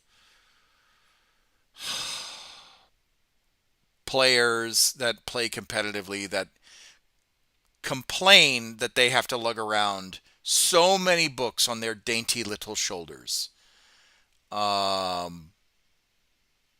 And so many models in their dainty little hands to their events, right? So for me, the competitive players have. I'm not trying to. Well, I guess I did. I am not trying to dismiss the competitive players because they do bring up some decent gripes every once in a while. For example, the London Open fiasco, or sorry, no, not the London Open, the London Grand Tournament fiasco, to where you paid, I think it was 60 quid to get into the door to play the game, to participate into that big competition, and the terrain was just a green felt mat and a bunch of shitty board pieces, right? Like that incident, 100% I can get behind, right? If you're paying to go to an event and the event is 60 quid to get in and it's sponsored by Games Workshop, I better see some better terrain. You expect certain level of production values. Yeah, yeah, yeah. Particularly, I mean, yes, they had a prize purse, and it was a fairly large prize purse, if I could remember. I think it was like £1,000. Um, so the 60 quid, most of that you can assume goes to it. But at the same time, it's like you expect a return on your purchase, right? Um, uh, but what I don't like is when they complain of like, oh, we're lugging around all of these books and all of these rule sets. Can't you just make it easier for us? It's like, brother, just lug the books around. Like, I don't. You paid $60 for a rule book. Use the damn rule book. Now, I get what they're saying of I don't like to pay, $60 for a codex that gets invalidated literally day one. 100% I can agree with that. With that, what's it called? Uh, with Philosophy. with that philosophy and with that gripe, because that's kind of bullshit, right? Why am I forced to pay $60 if my codex gets invalidated day one? You know what I mean? Like that. I get that. So Um, I have a comment here, yeah, yeah. Go ahead. and that comment is that we're looking at a box that is a starter box. It basically has two forces in it that are basically combat patrols. And I don't even feel that they're particularly meta combat patrols. Like they're hey, look at this new stuff we've put in, and we've found a way to bundle all these new models that we've made into two combat forces for two different factions. So veteran players are probably not going to care all that much about it. Oh yeah, yeah, yeah. Unless you're looking for new models to paint, which if you're a veteran player, there's always models to paint. Don't lie to me. Uh, we all have a Yeah, pile of potential somewhere in our I want to closet. know. Somewhere in our closet. Don't lie to me The, and say the, that. the, there's a few people whose flavor of neurodivergent actually seems to allow them to paint like, hey, look, here's a 2,000 point army I did this weekend. Oh no, those That people. Those so people special. are. I tip my hat off to them. I also am jealous of them, and they are freaks. Um, in the loving way. In the loving way. Um, Also, they're really good with airbrushes. oh yeah, yeah. They're fantastic with airbrushes. Um, but so okay, this is my take on this box. This is a good starter box for new players. What I feel that it is missing terrain, it is Yeah. missing dice, Yeah, that was a weird one for me. it is I was missing the shitty whippet sticks that they always come with. Um, and uh, it's missing the map, the big map. At least the and terrain the terrain footprints. templates. Yeah, yeah. At Yeah, least the terrain footprints. Yeah. So the, the terrain footprints, which by the way were sold out everywhere instantly. oh yeah, yeah, yeah, yeah. Um, the Leviathan box set, if I remember correctly, it came with terrain. Um, Um, that's a good question. Let me look that up for you while you keep talking. I think the Leviathan box set. I have it staring at me right now. I don't think. No, actually, no. That now that I think about it, I don't think Indominus or the Leviathan box set did not have No, terrain. yeah, Um, the bases had like themed that's right. tactical rock. That's There right. was like That's right. there was like Tyranid looking This bio I think the creep. starter set, if you flipped it on its backside, it had terrain Well, there was that Kill Team box that they did, which was or the released Tyranid with it. Yeah, yeah, the yeah, yeah, yeah. Tyranid Raveners versus the Admech Servitors, and Yeah. they had a bunch of Tyranid terrain in there, which would have been perfectly themed to the Leviathan Yeah, release. yeah, yeah. So I remember, again, this is me being an old fogey. I remember in your past, in days past of yore, um, uh, here's a fun one. I don't know if you saw the announcement yet, but there's official starter kits for 11th that has terrain. Yeah, exactly. Like, Habibi, what are we doing? Why is it not in this box? Um, and I So again, that they can sell you another yeah, box. exactly. Again, Econ 101. This is supposed to be the quote unquote loss leader for the company. Um, do I believe that this $295 plus tax is um, worth the amount of money? In my mind, I'm leaning towards no.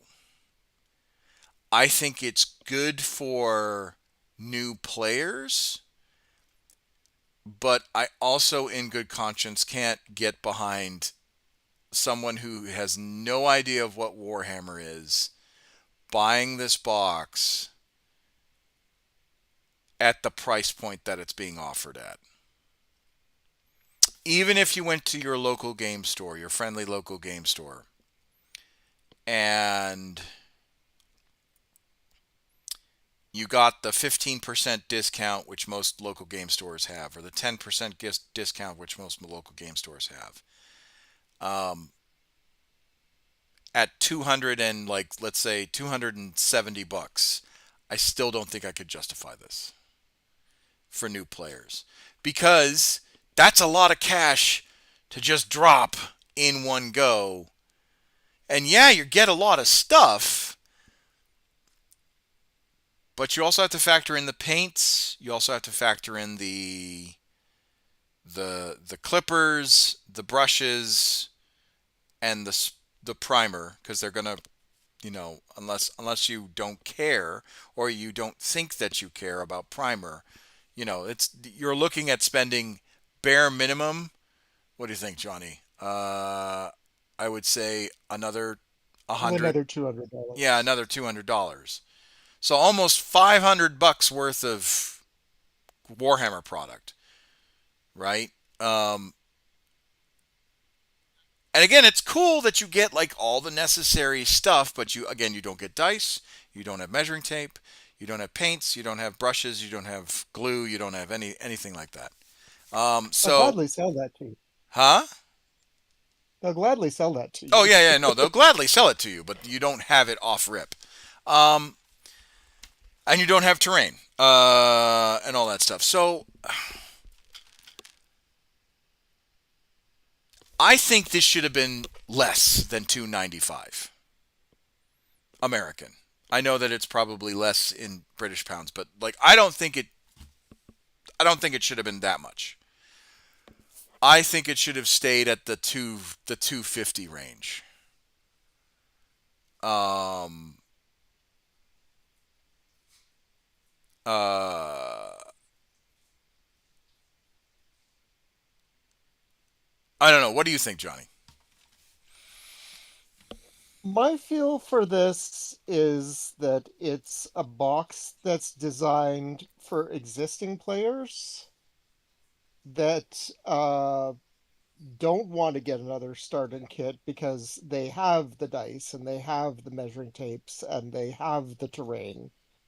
I think this is effectively uh a a two combat patrol faction box like they make any number of during an edition. Yeah, yeah, yeah. Plus plus the basic rules, plus the cards that you need to play. And as a bonus, you get the lore book that's not available anywhere else, which for a returning player is probably a big deal. Yeah. The niche of this is a good pick for you is so small. In my opinion, it's for the you have a full army and like the games and want to start building a couple secondary armies to mess around with when your friends come over. Yeah. Yeah, you're not wrong. You're not wrong. Yeah, I mean it's definitely given that vibe and I wish I don't know. I don't know. I there I feel like it's a good game for a couple of friends. Like it's a good box if there's a couple of friends who, each want to pick a side and get started with that. Yeah, yeah. I don't know. I'm jury is still out on this. But I think that $295 is way too much. I I find that the units are a little lackluster as well. well, Especially the Space Marine. The Space Marine units are super lackluster. especially the Space Marine here. I'll come to because the orcs have got some character to them. Really got some really good character, but the Space Marines, it's just intercessors in Mark 8.5 armor. In a mix of Gravis and Mark 8 armor. Except Um, now the sergeant has a chainsword, yeah, which except you couldn't get previously. yeah. I mean, the land speeder's nice. The land, Yeah. that's nice. It's nice, but it's not a centerpiece model. The jump intercessors or the jump assault marines are okay. That's Um, that's Vanguard vets, by the way. oh, that's Vanguard vets. These are the new Vanguard vets. Okay, and Yeah, then yeah. the heavy bolter um, aggressors. No, not aggressors. What are they called? Eradicators. Eradicators are okay. You Like know. they're basically a different weapon options from the Gravis guys that have the multi meltas. Yeah, yeah, yeah. So I So mean, expect to see a new kit for that as well. yeah. So I mean, it's not bad. Let me switch to now that I think we're done with the unboxing stuff. It's not bad. This is not a bad box. My hiccup is um Who's it for? who not only who's it for, but the fucking price point. Um, even at the 10% discount or the 15% discount at 275. Okay, let's break it down here. So we have two combat patrols. Yeah, So what does a combat patrol normally go for? Like I think in 180 I Canadian think it or goes for 170. one, yeah, 180 range. Yeah, yeah, yeah. So that's 360 right there. The rule book alone uh goes for what? Like can you pull up the Warhammer store? Or... well, so that's the problem is that we have this split between the rule book and the lore. Yeah, honestly, what you're buying in this box is a cheaper price point than all the individual components, and they throw in a free lore book that you don't get anywhere else. Yeah, Like you're never going to be able to get that lore book other than from this box. yeah. Um, And I don't there's know. your FOMO element right there. Yeah, yeah, yeah, yeah, yeah, yeah. But damn, does it look good on the store shelf? Yeah, I mean, look, I'm not trying to badmouth Games Workshop. I am simply trying to give an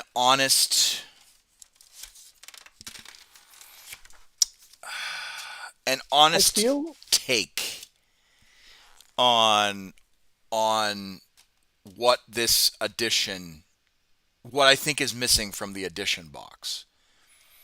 Yeah, I feel like that one if someone saw this box on a shelf and they said, "Hey, I've always been wanting to get into Warhammer. I'm gonna grab this box because it's the starter box for a new edition." And then the actually named and content oriented starter box comes out.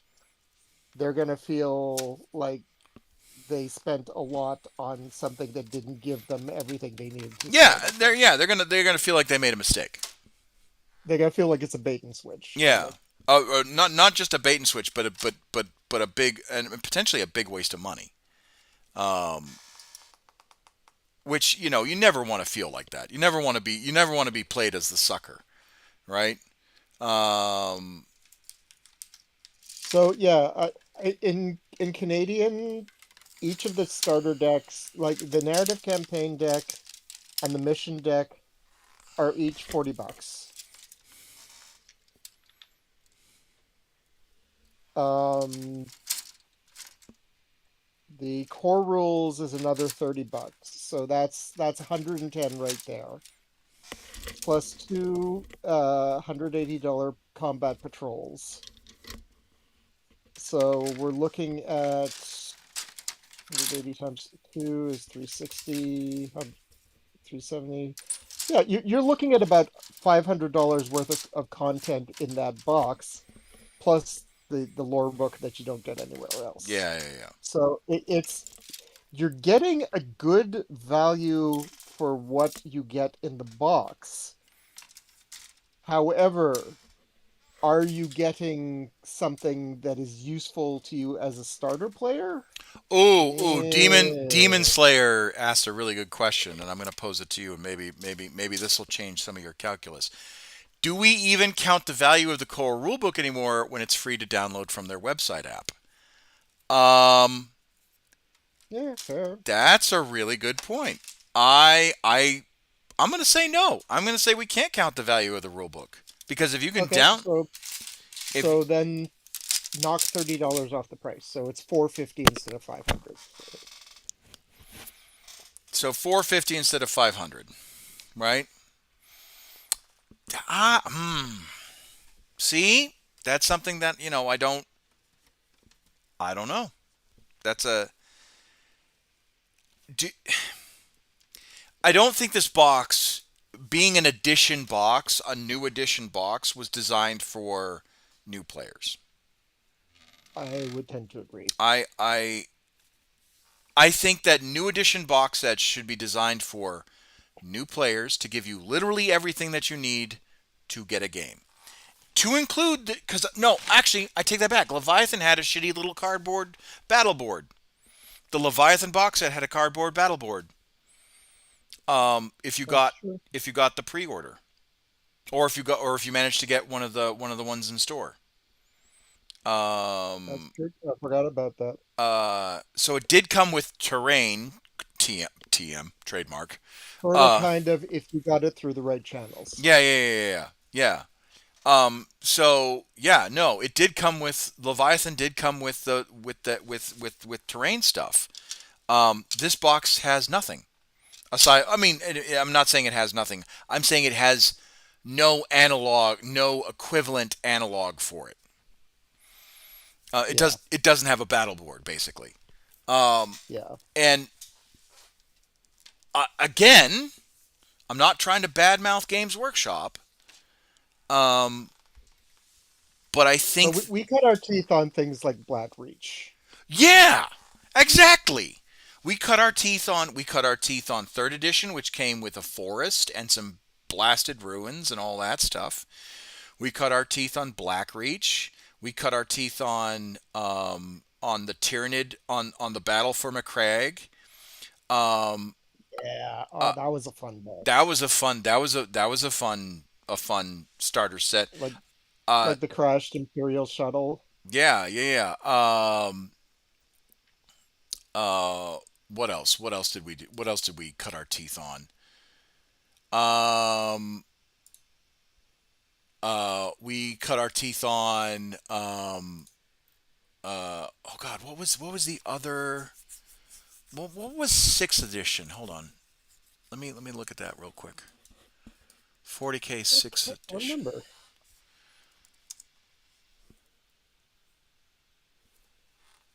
starter set. Hold on, it's gonna come up. Oh, it was the Dark Vengeance box set. Oh, yeah. With the miniatures that to this day you couldn't get anywhere else but that box. Yeah, yeah, yeah. The Dark Vengeance box set was sixth edition. Um, Now it didn't come with. It came with dice and whippet sticks and blast templates, and it came with the rule books and all that stuff. But it didn't come with terrain. I think that was the first edition that did not come with terrain. Um, uh, and then seventh edition, I want to say was Dark Imperium. I want to say it was seventh or It was eighth, I think. no. So Yeah. what was sixth No, no. edition? or Sixth and seventh were both Dark Vengeance. sixth and seventh were They kept the Dark Vengeance box for both editions. six, seven. I could just picture my girls. Oh, don't you start I with see. that! I could just. Don't you start I with could that, just. brain rot. I could just picture. But yeah. But that's what I'm saying. Um. And then eighth. Yeah, because seventh was an incremental edition. Yes, that's right. So Seventh was yeah. incremental because they changed the rule set. I think they changed some of the rules. Um. So they redesigned. No, they changed the base sizes. I think.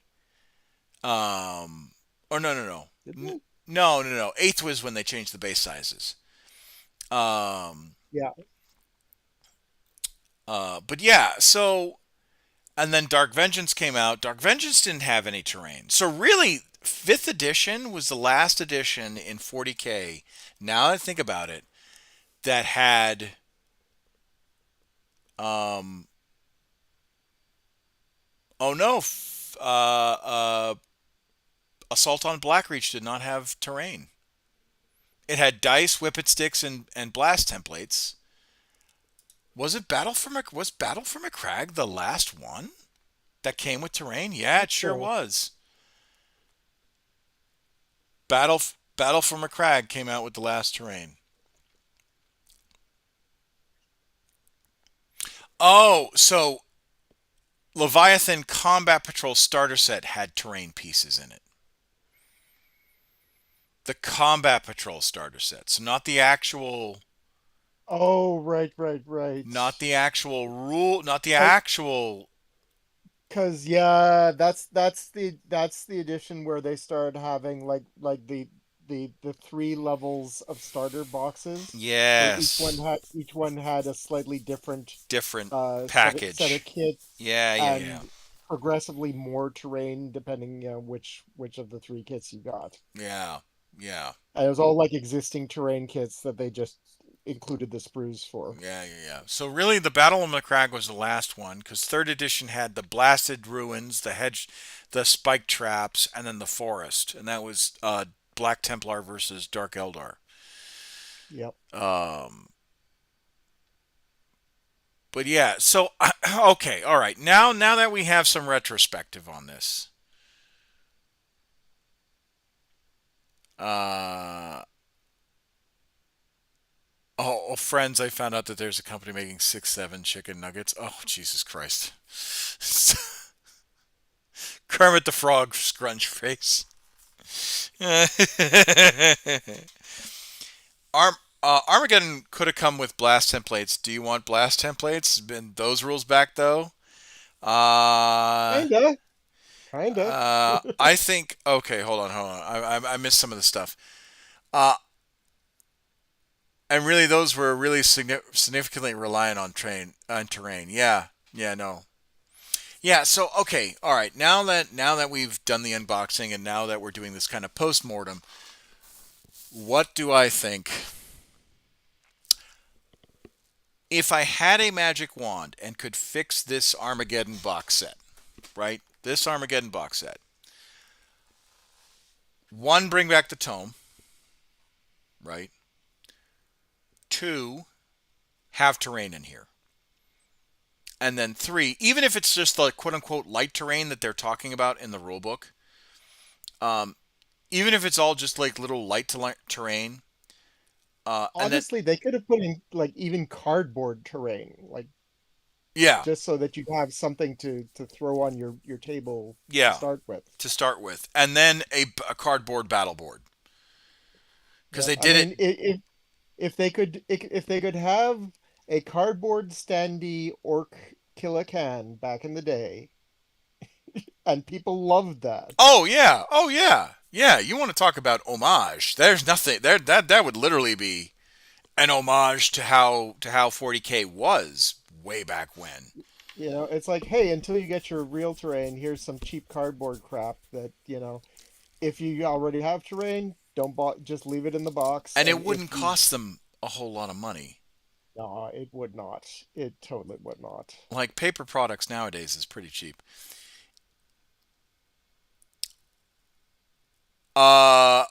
If we had a magic wand, let's meet the competitive bros in the middle. They like using digital rules. Anywho's Armageddon Box, Special Battle Tome, and the core rule books being sold as one.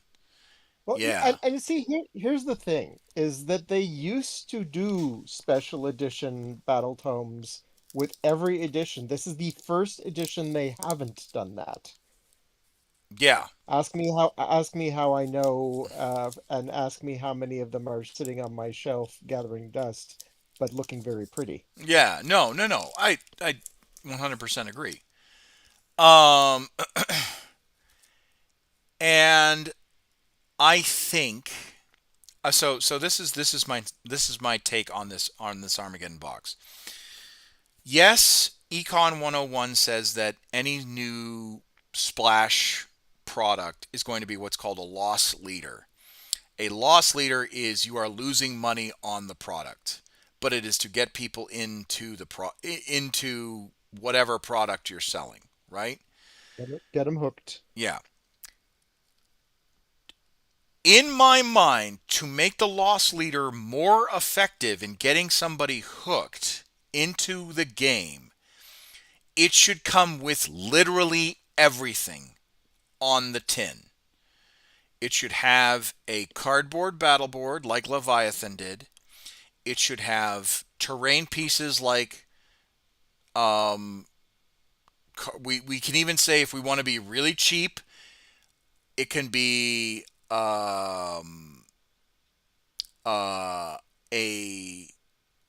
a cheap paper stand-in terrain for your game, and it should come with dice as almost every single edition has come with, and it should come with the measuring whippet sticks. Right? That's the long and short of it, in my opinion. Um, As much as people criticize the whippy sticks, I don't think there's any of us that didn't get them that didn't have like ridiculous amounts of silly fun with them. oh yeah, whippy stick fights were a thing. Like Yep. don't don't Yep. don't Oh my ever God, yes. don't ever criticize a whippy stick. And yeah, sure, the whippy sticks were not to scale, and no, absolutely, they some of those whippy sticks, if you put them together, I remember we had, um, I remember we had like five people come in, and they brought in and everyone brought in their whippy sticks. These five people, and we literally And they were all lined, different. and they were yeah, we literally lined them up, and they were all different hash marks. None of them, no two whippy sticks were the same. And we were just like, how did Games Workshop make this shit and think that it was okay? Um, but yet we still had fun. We still had fun with whippy sticks. 3 to 6 months of Warhammer Plus for free and a temporary code to unlock Orc and Space Marines during that time period. Ooh, that would sweeten the fucking deal. That would sweeten the pot. Yeah. Yeah, if you didn't want to do the whole terrain stuff and all that stuff, what's Games Workshop gonna do? Like, do it that way. Yeah, that honestly, Demon Slayer, that's a really good one. That's a really good offer. And they're not losing anything. Like, they're not like you have to be a Warhammer Plus subscriber for a year before you even look at getting a specialized model. So they're not losing value. They're just plussing up their subscribership basis. You know, and Wrong. if you throw in the Orc and Space Marine Codex, like there you go. So yeah, I honestly think that this could have, for the price point that it is, yes, you're getting quote unquote value, in air quotes TM. You're getting quote unquote value TM, but I don't think this is for new players. In my gut, I think that this is not for new players. Um, It's a weird fit no matter which demographic you look at. yeah, It feels like it's a compromise box that, sort of addresses some of the needs and wants of each demographic, like both starter players and casual players and competitive and veteran players. competitive players. Yeah, yeah, But it feels like it I think that a lot of the veteran players will look at this and not really know what to do with them because like I mean there's it's not bringing anything really new or exciting to the table other than maybe the land speeder. yeah, yeah. It's a digital code, therefore it nothing keeps it from being a trial unlock that expires after. So you still have to buy the codex, so James doesn't lose a few dollars, but that's not another expense on a expected on a day one player who picks up the box. Yeah, yeah, Yeah. because not everyone wants to. I mean, for Christ's sakes, I've got 10th edition codexes. As soon as 11th drops, I was worried that my Warhammer app was going to be invalidated, And surprisingly not. and surprisingly It not, which was was it was nice. pleasant. It was a Yeah. very pleasant. It was a very pleasant surprise. But that's still, you know, that's still shitty. Um, Yeah, not wrong. so I think, yeah, I think Johnny, I think you summed it up quite nicely. Kind of what I think everyone, what the group think, or not the group think here, but like the amount of total group think of the community, which is we're glad 11th is here. A new edition is always nice, but eh, I think that I think the orc players are happy. The Space Marine players are like meh, whatever. Well, Um, I said it when I saw the preview, and that was that the orc players are by far the big winners with this oh yeah, box. 100%, 100%. Like they got such a glow up on the miniatures that are included in the box that are replacing venerable but long in the tooth stuff. Yeah, yeah, 100% that they got to glow up. So the Um, orcs are super excited. yeah, the orcs are eating good. Um, uh, I guess my take on this, right? Great job on the orcs. Kudos and kudos to the Space Marines. Feel phoned in, but the rest of the box is mid. Yep, no, 100. That's what I was gonna say. I think the orcs in the Armageddon box are great. The uh, Space Marines, the infantry Space Marines, and the character models are good, but or sorry, Well, the Space Marine infantry models are phoned in. The Space Marine characters are standard Space Marine characters, so they're decent. The only thing that's really impressive is the land speeder, and then the rest of the box is very much mid, in my opinion. Um, and this is Games Workshop being victims of their own success to a certain extent. People have marine fatigue. oh yeah, oh yeah, one hundred Like percent. you cannot make a starter box of Marines that is going to excite any veteran Marine player because all the basic staples they're likely to have a bunch of already. And so yeah, they're we're going to put a new land speeder on the table. Yeah, we're going to put eradicators with a new weapon option on the table, but everything else there's already kind of existing models for. Yeah, yeah. And Um, so they're going to look at that and they're going to go, I've already got all this stuff. Why would I want more of it? you know what would have been cool, James Workshop? Guard versus orcs. No, 100%. I'm behind you on that. I kind of want Games Workshop to break the mold a little bit. Um, They're never going to do it. I know they're never going to do it. Marines will always be one of the starter I factions. know, I know, I know. I know. I know. It is sad. It is. It is a real. That is now that is not to say that they're not going to come out with a two faction box because Lord knows they love their two faction boxes where we're going to see Guard versus Orcs as a single box showcasing a bunch of new miniatures.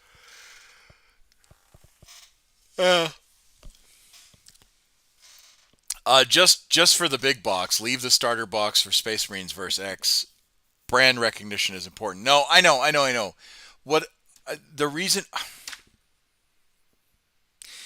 I mean, we know that Space Marines outsell everything Yeah, else Space in the Marines. store that I GW mean, sells. literally the tactical Space Marine box, the standard tactical Space Marine box, literally sold, outperformed the entire Warhammer fantasy range by a large portion.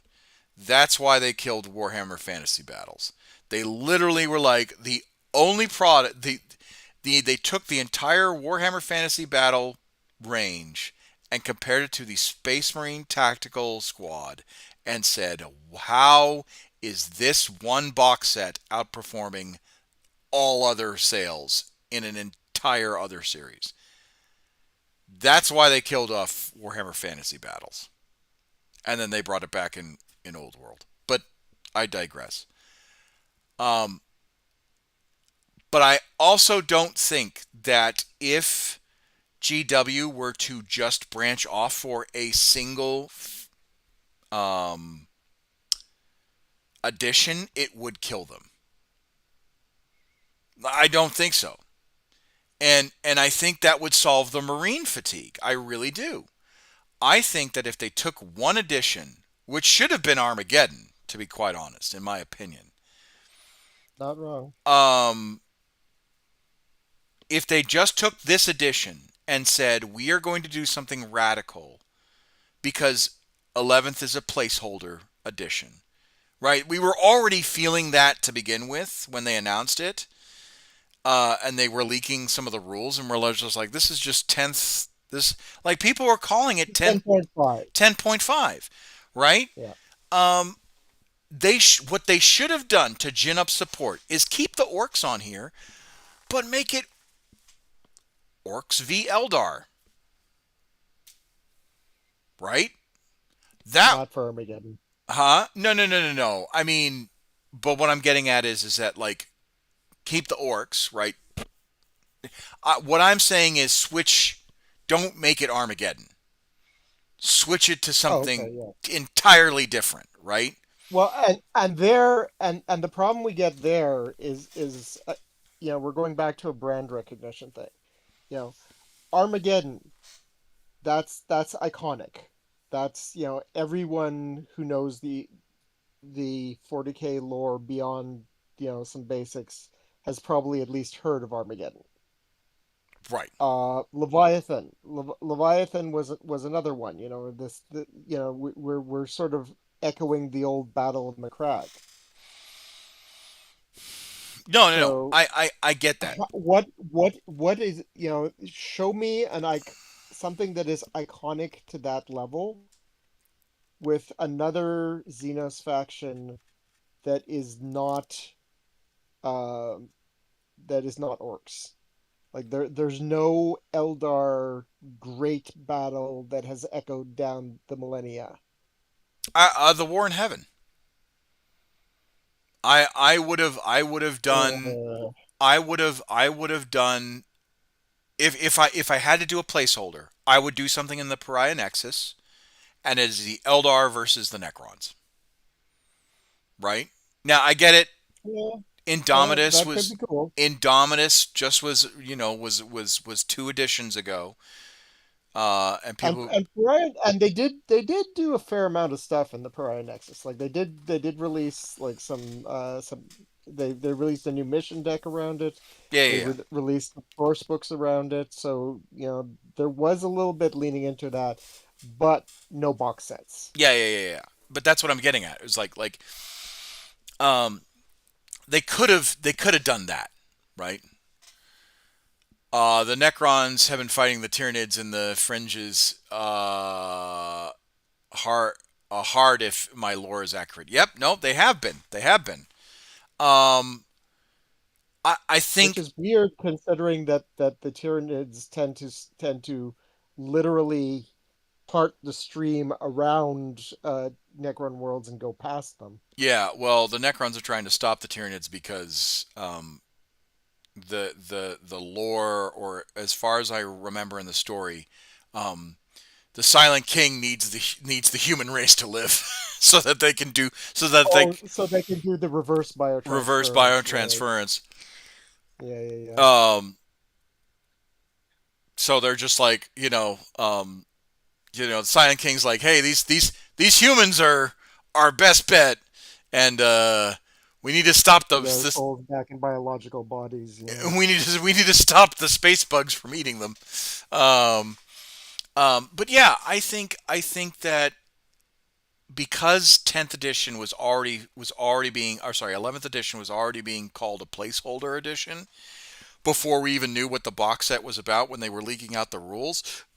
Um, Games I Workshop. gotta say, I gotta say that it feels a little bit like a placeholder edition, but it also feels like they're fixing a lot of stuff that has been broken for a long time and closing a lot of stupid loopholes that the competitive players loved, but made the game silly. Oh yeah, yeah, yeah. You don't get to Like, kill them. I'm supposed to kill them. Yeah, no facts. well, things like, hey, I'm going to put, 20 Kroot or 20 Gretchen on the board, and I'm going to conga line them between two objectives, and I'm going to have both objectives captured. Yeah, yeah, That was silly. yeah. It was legal, but it was silly. No, no, no. I get it. I get it. But I guess what I'm getting at is that because this is a placeholder, quote unquote, edition, um, and they're just tightening it up, making it 10.5. Um, I think Games Workshop could have gone a little bit more bolder and said, we're going to do this and make this make the box set not just quote unquote good for value TM, but then have it for new players, and then deviate to relieve people of the marine fatigue, deviate from that and say, this box set's not going to have a single marine in it. You know, not going to have a single space marine in it.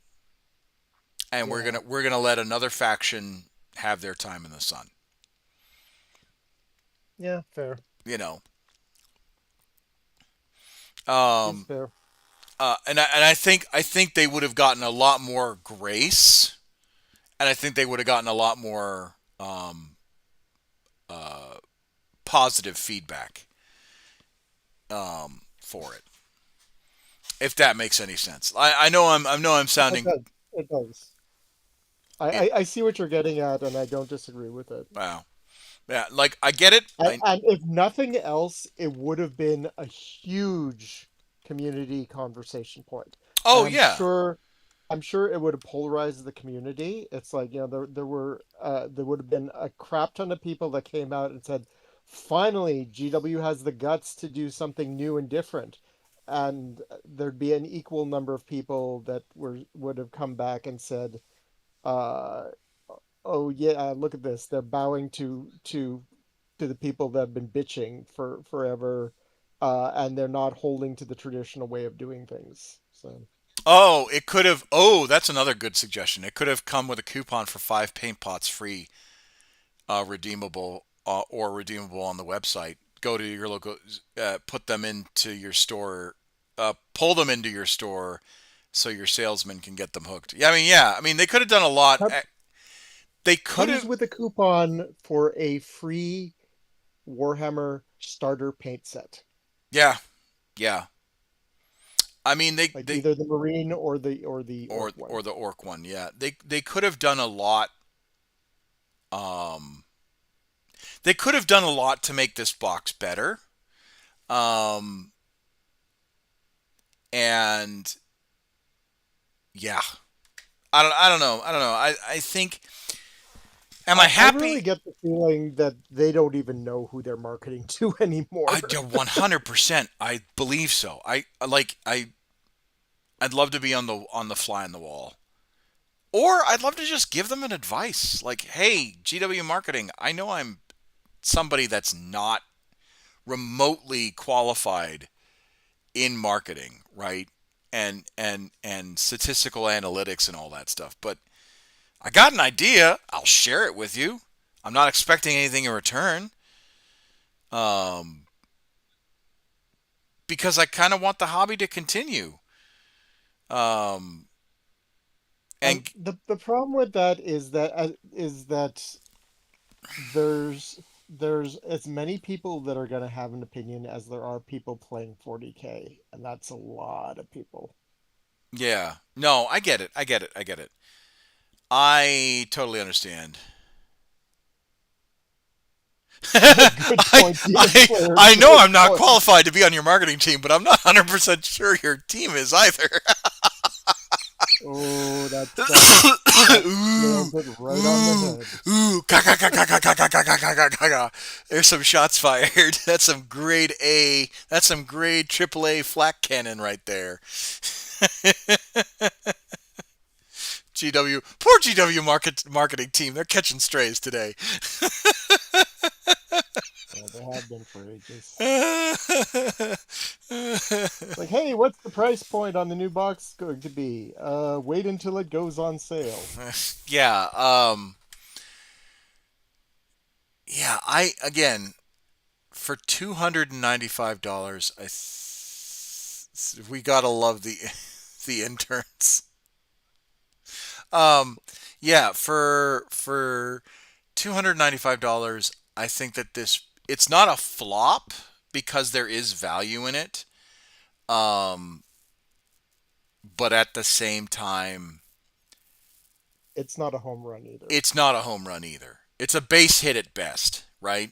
Um, uh, and I think GW needs to refocus on new players. I understand that competitive players are always going to be like that positive net source of income. Like marketing wise, right? Again, I took this is Econ 101. You want to reward your loyal uh returning customers, but That's not where they make their money. that's not yeah, exactly. That's not where Games Workshop makes their money. Their Games See, Workshop makes their money from new players. yep, because an old player will go, oh, a new unit came out. I'll buy 2 boxes of that. Thank you. See you in 6 months. Exactly. Exactly. Or oh, A new, my paint's dried up or my brushes are kind of funky. give me Um 50 bucks worth of paint and brushes. yeah, yeah, yeah. Yeah.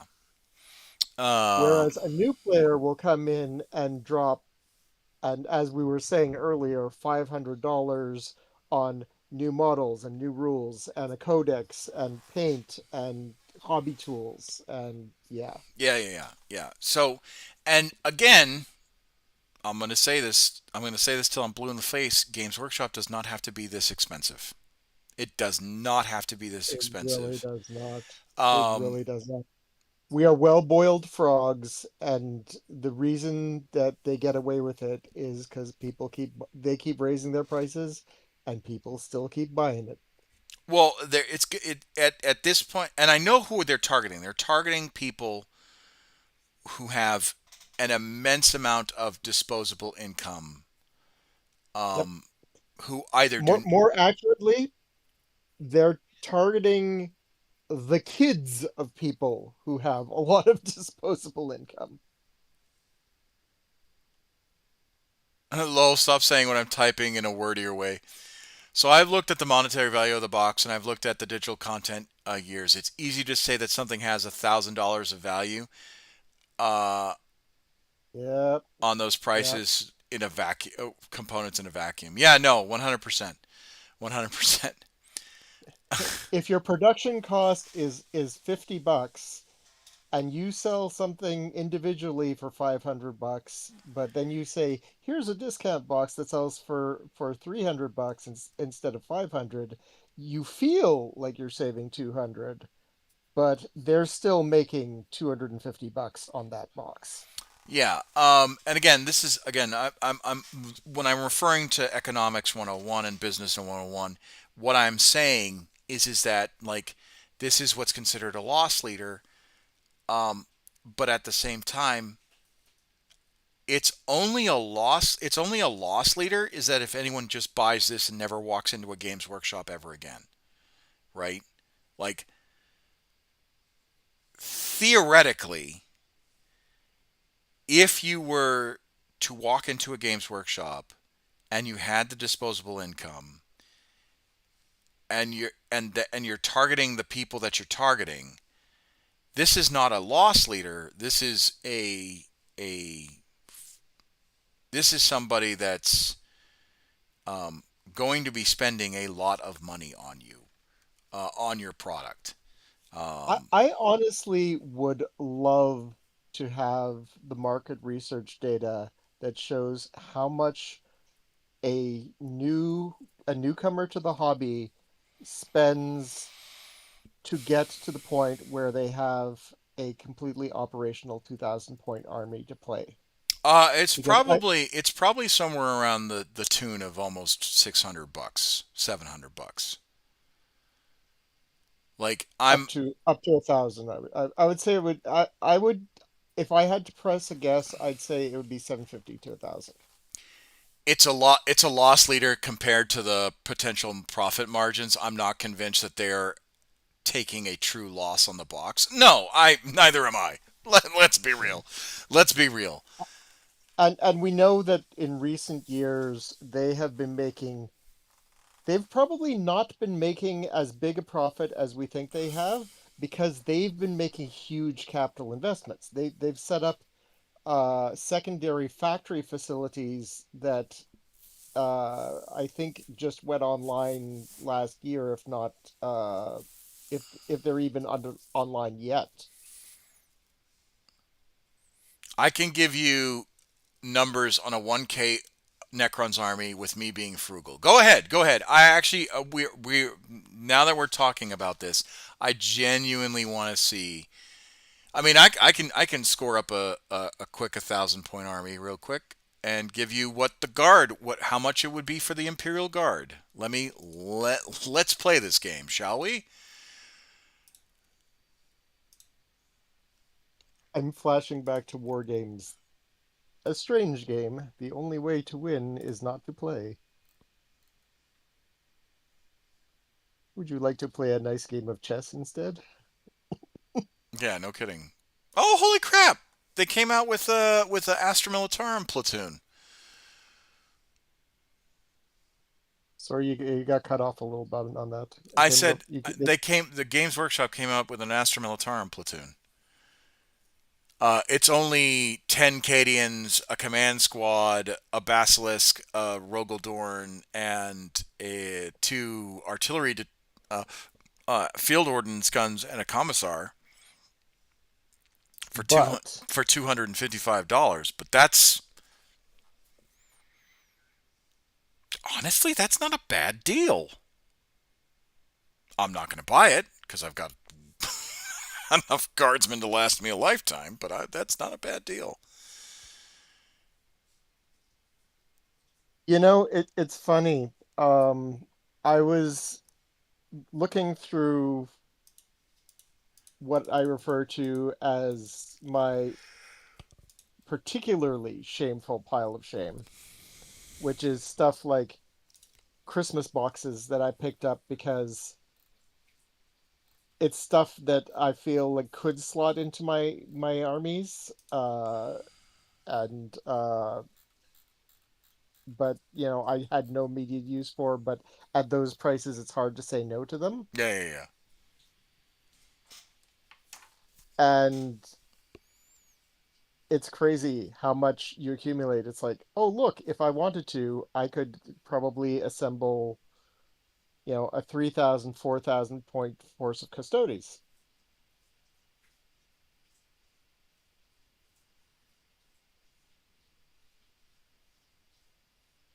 So there you go. So Hold on. I'm just I'm just north of $700 right there yeah. Hold on. for both runs. I'm doing some quick maths. All right. No, that's the Black Library app. Okay, Warhammer. Okay, so let's go Imperial Guard. Let's go my 1,000-point Guard army. Okay, so and I'm just doing quick maths just in for the sake of argument. So Krieg Command Squad is 48. My Tempestus Command Squad is 48.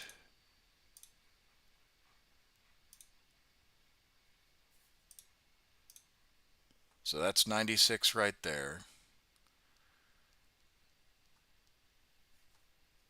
2 Death Corps of Krieg squads. I gotta find them.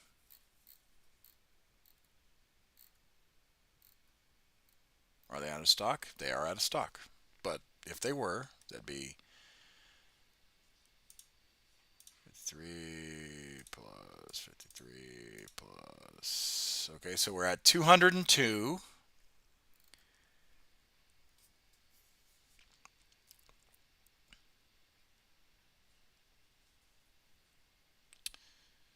Two 10-man squads of Tempestus Scions.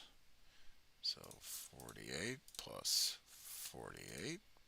That's 1 plus 48 plus 48. That's 394. And then 2 Lehman Russ battle tanks.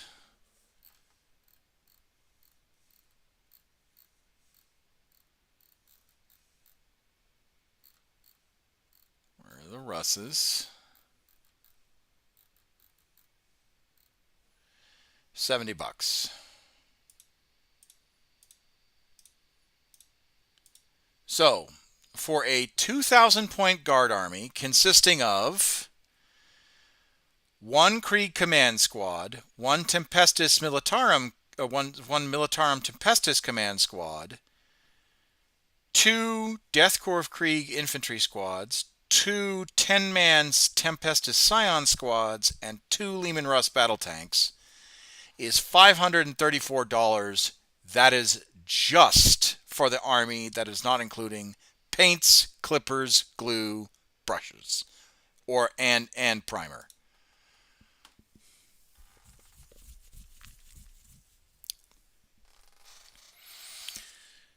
Okay, and that is from the official Games Workshop website. That is also not including the codex, the dice, and the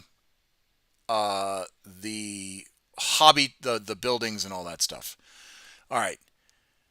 For Demon Slayer, his price point for an 1,000-point Necron army is $670. That is deal chasing Amazon local game stores for plastic, splurging on Citadel paint because that's the only option I have locally. That is also not Amazon hobby tools from Harbor Freight, third-party tools for no codex, no MSRP for deck, terrain, no playmat, no dice. Realistically, I can get a cheap pack of dice from Walmart for a few bucks. Yeah, exact. But this is what we're getting at. For 1,000 points of guard, just plastic is $534. That does not include the codex. That does not include dice. That does not include paints. That does not include brushes. That does not include terrain. That does not include the battle mat or anything. Although honestly, how many of us threw a like a tablecloth on, like a green tablecloth on the table, made little cardboard cutout buildings, and books for hills and that kind of stuff. No, I'm we've not all saying. I mean, we've all gotten creative. But what I'm getting at is that, all right, let's take the terrain and battle mat and all that stuff out of there. not including the dice, brushes, and paint, and glue, and primer. That's still a sizable investment. That's a crazy investment nowadays, right? $534 when you and I were when I was starting in 2004, 2003, that could get you a 2,000 point army, no questions Yeah, asked. yeah.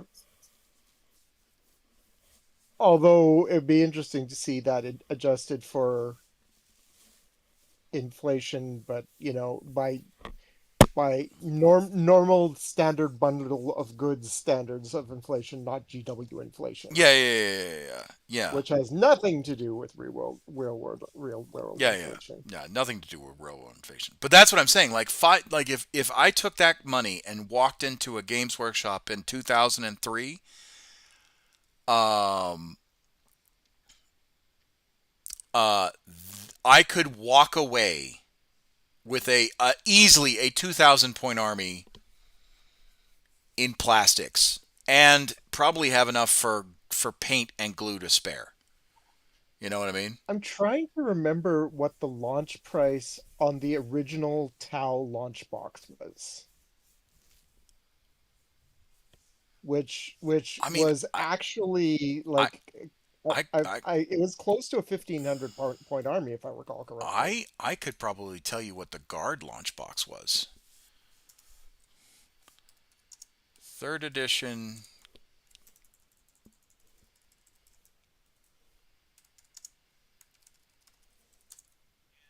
Imperial Guard Battle Force.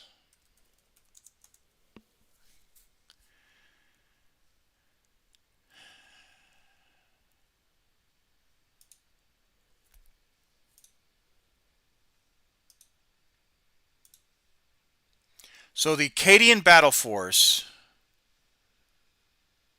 was 50 pounds. And it came with terrain,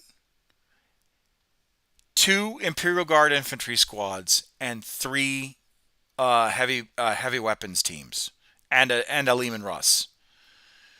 The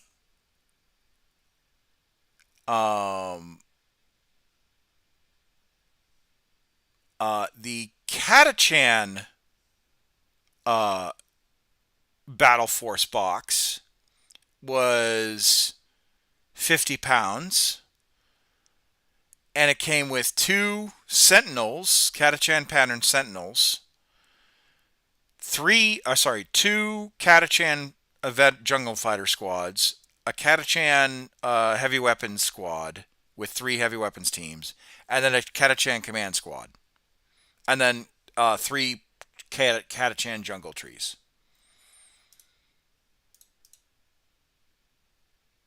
And then the Imperial Guard Codex, the third edition Imperial Guard Codex, was 12 pounds.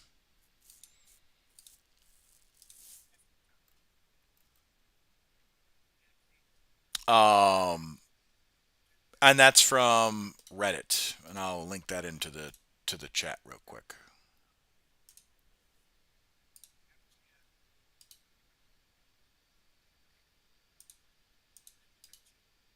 Oh, Demon Slayer gave us the inflation. For real world inflation, $700 dues equates to $400 buying power back in 2003, and that's using the .gov inflation calculator for citation. Good God. So I could literally buy $700 worth of worth of product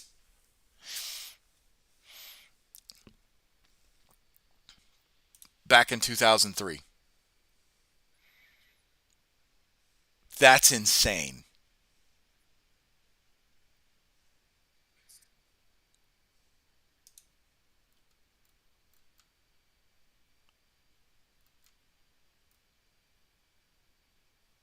But yeah, that was the third edition what's it called?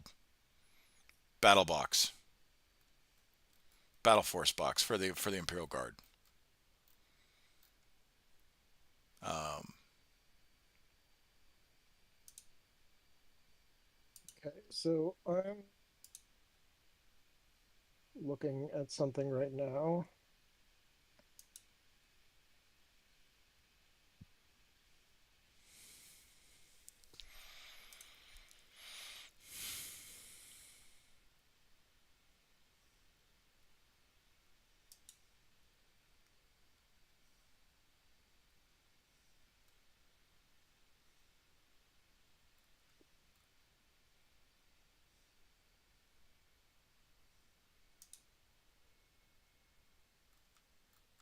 Jesus. what? I'm trying to find the original pricing, and it's like I'm not finding the original pricing, but I'm finding what stuff is going for on eBay for those old boxes these days. Oh, it's probably a lot. It's probably a crazy amount. The 2001 sealed new in box Tau Army box original Tau Army box set, the launch box Hmm. is going for $1,400. Good fucking god. And I That's found so someone stating that gross. it originally went for 80 pounds. That And if sounds it went about for 80 right. pounds, that's $160. And $160 would have got you a 10-man squad of Kroot, a unit of three crisis suits, uh, two squads of Pathfinders, a squad of gun drones, a broadside, a one of their transports, what the hell they call devilfish, Yeah, yeah, yeah. uh, and a limited edition Tau Ethereal.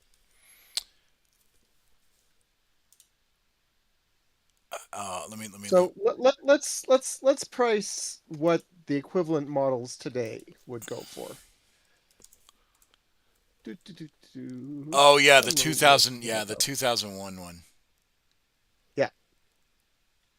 I'll post the picture in the Discord I've here. got one on eBay. That's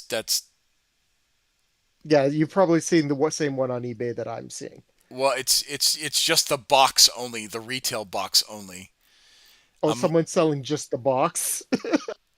I yeah, love that yeah, scam. I box love that only. scam. No miniatures, sprues, or instructions included. Structurally intact. Well, there is a weird what's it called? Oh, and it also comes with some trees too. Um, there's this weird um no, so the Tau Battle Force box that I'm looking at has three crisis suits, 10 Kroot, a squad of That drones. yeah, that box. Yeah. Uh, Okay, so let's yeah. see here. A squad of crude carnivores is $70. Right there, that's half the price of the original box. Of Yeah. course, it's in inflation shifted values, but okay, so God, I should have done this in a spreadsheet and not in Notepad, but whatever. Um, you can't get drones. Actually, no, you could get drones individually. I don't know if you still can though. I'm trying not to ruminate that my adult dollars are are being half as worth as my childhood dollars. Yeah, no, facts. 100% facts. It's kind of rough out here, boys. And why are people not able to buy houses again? Oh yeah, that's why. Yeah, it's not because of avocado toast and coffee. Uh, it'd be a cool shelf piece. Yeah, no, 100%. There's this weird cottage industry for like getting the old Warhammer boxes that are just the boxes, and that's it. And you're not kidding when you say it's a weird cottage industry, because it is very weird. It's like I cannot imagine someone's like, "Oh, I'm just going to get the box." Okay, so an ethereal is 42.50. Oh, bless you, Yarrick. That was a mighty sneeze, my dude. The Emperor's Best Pupper.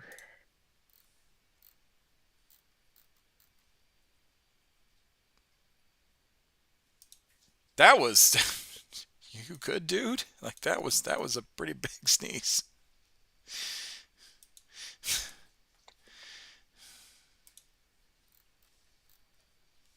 Okay, so Fire Warriors Squad.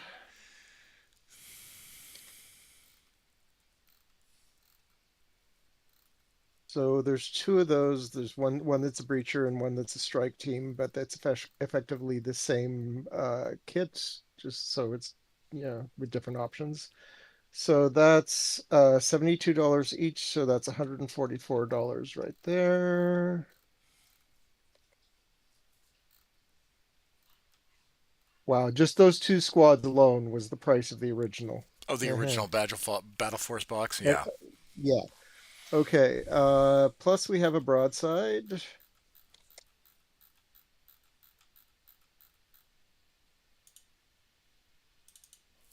Hello. Search box, why are you not working? Broadside 78.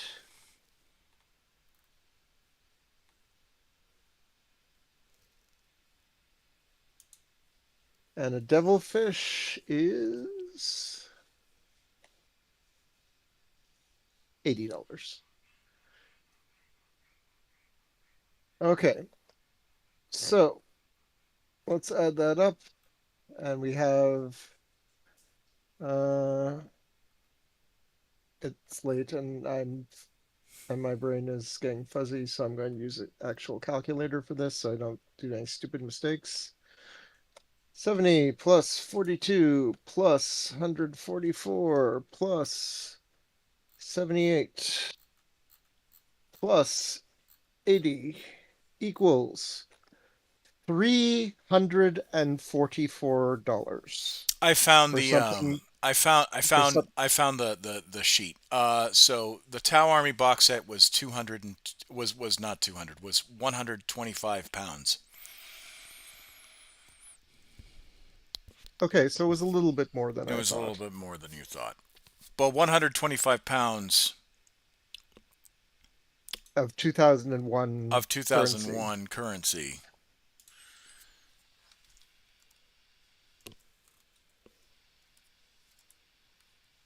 British pound sterling 2001 inflation.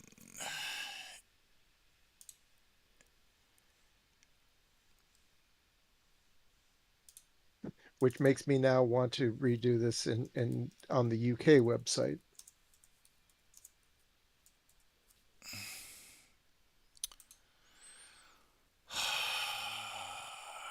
It's equivalent. So 125 pounds in 2001 is equivalent to now 238 pounds and 61 pence today. Okay. Okay. Now let's find out um what the UK pricing on the equivalent models is, which means that I have to do that whole exercise over again. Sorry. Hey, No, don't we worry. went from an unboxing video to business and inflation. Gee, how did that happen? Because our hobby is weird. Our hobby is weird. Our hobby is very weird. We're talking about economics and Uh, inflation and all that stuff. It's not like this mhm. stuff is interconnected. uh, UK English. Here we go. Multiply 0.75 for an account for inflation, to account for inflation. Thank you very much, Demon Slayer. Okay, let's once more into the breach. Let's figure this out. Um,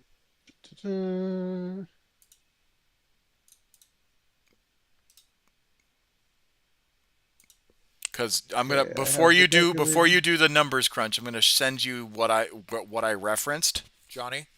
just to make sure that we Okay. are talking about the same thing and we are not doing a pointless exercise for the fact of pointless exercise. Um,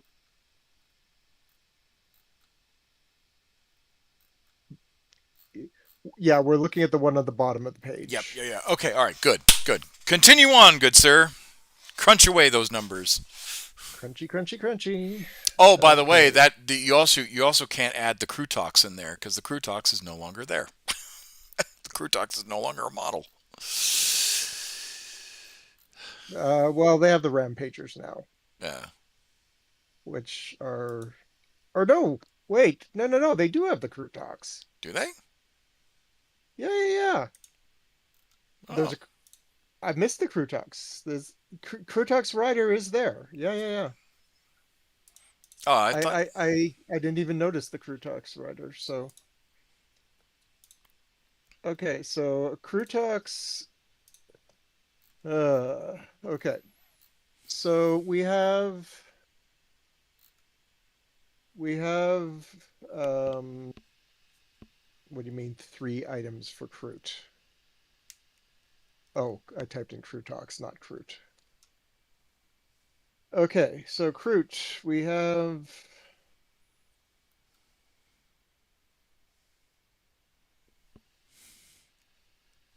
I could do the math on this. Just tell me. So we have a yeah, I Crutox think I rider. think yeah, just tell me what we've got. All We've right. got a squad of Crut carnivores, right? Yep. We have a Crutox rider. Yep.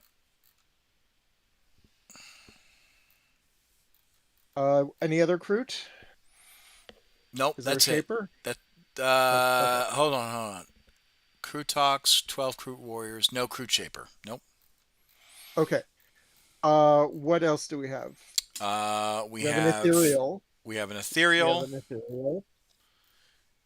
Ethereal's another 2150. There's no metal ones anymore, so there's an argument that that's an exclusive kit, but let's bypass that because Yeah, I yeah, think yeah. it's going to be more expensive anyhow. We have 2 squads of fire warriors effectively.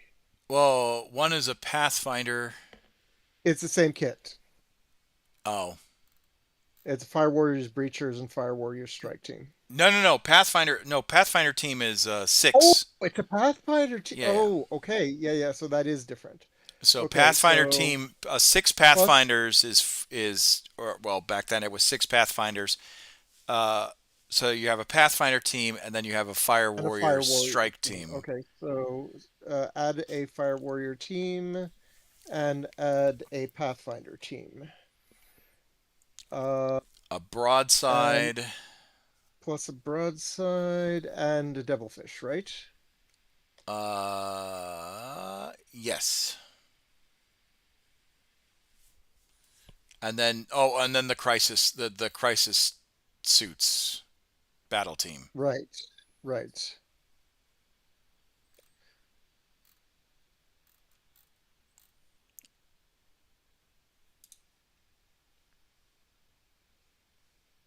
Crisis.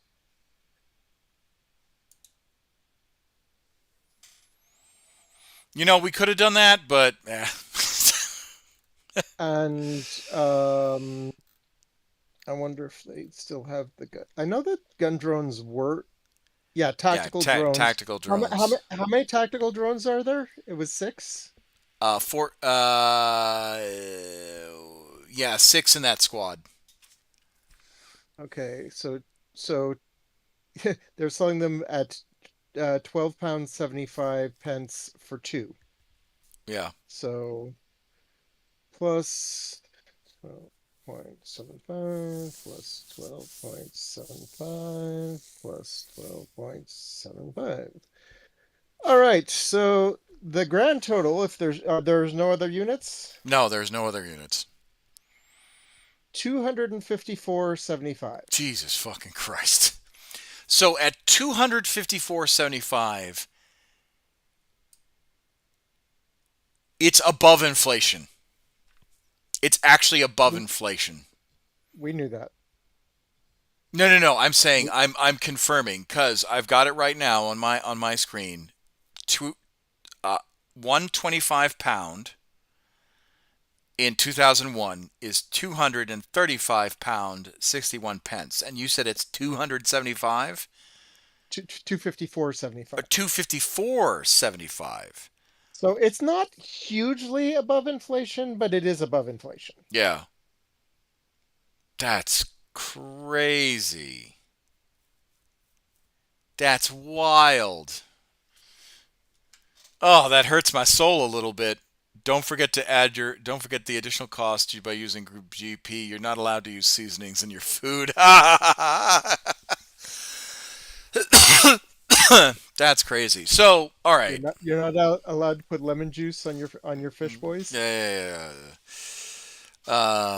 All right. So now that we've discovered all of that, now that we've put in all that effort and all that time into all that math, I I don't know. What's your take on it, Johnny? Because I'm feeling some kind of way about it. I'm feeling like we may not have realized how good we had it back in the day. Yeah, fucking facts. What do you think? What do you Uh, think, Demon Slayer? Now that we know we've verified our own work, which we do. Yeah, I now that know. we've done the math. Now that we have verified our own work and have done our research and realized that we are woefully hurting. Good God. Yeah. It hits a little different now that your adult dollars don't buy as much as your childhood dollars. That sucks. Ooh. Fuck.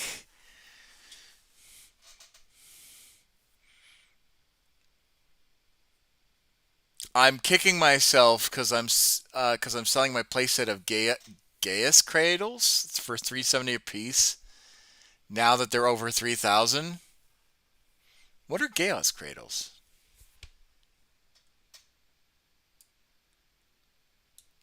I'm so confused. What are those?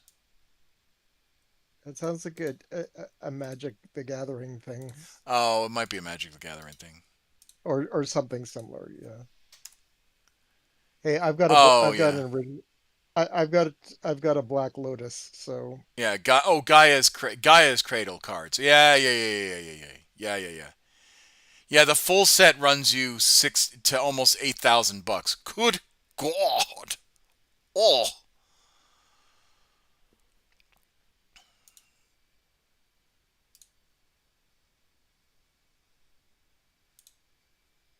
sorry, 1,000 a piece. Good Lord, that's a lot. That's expensive. But anyway, yeah. Yeah, it's kind of crazy. It's kind of crazy uh, having the what's it called? It's kind of crazy doing all that math and realizing that that that your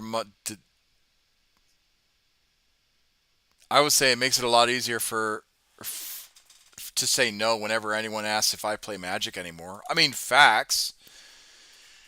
I mean, that's kind of why I got into Warhammer because, for the longest time, Warhammer was like, hey, if you have a Games Workshop model and it's still legal, it's still legal, it's still playable.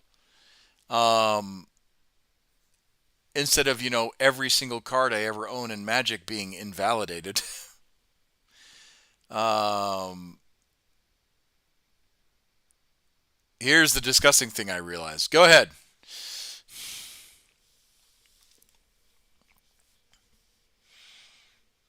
It's cheaper now to get into Warhammer than PC gaming right now. I mean, you're not wrong.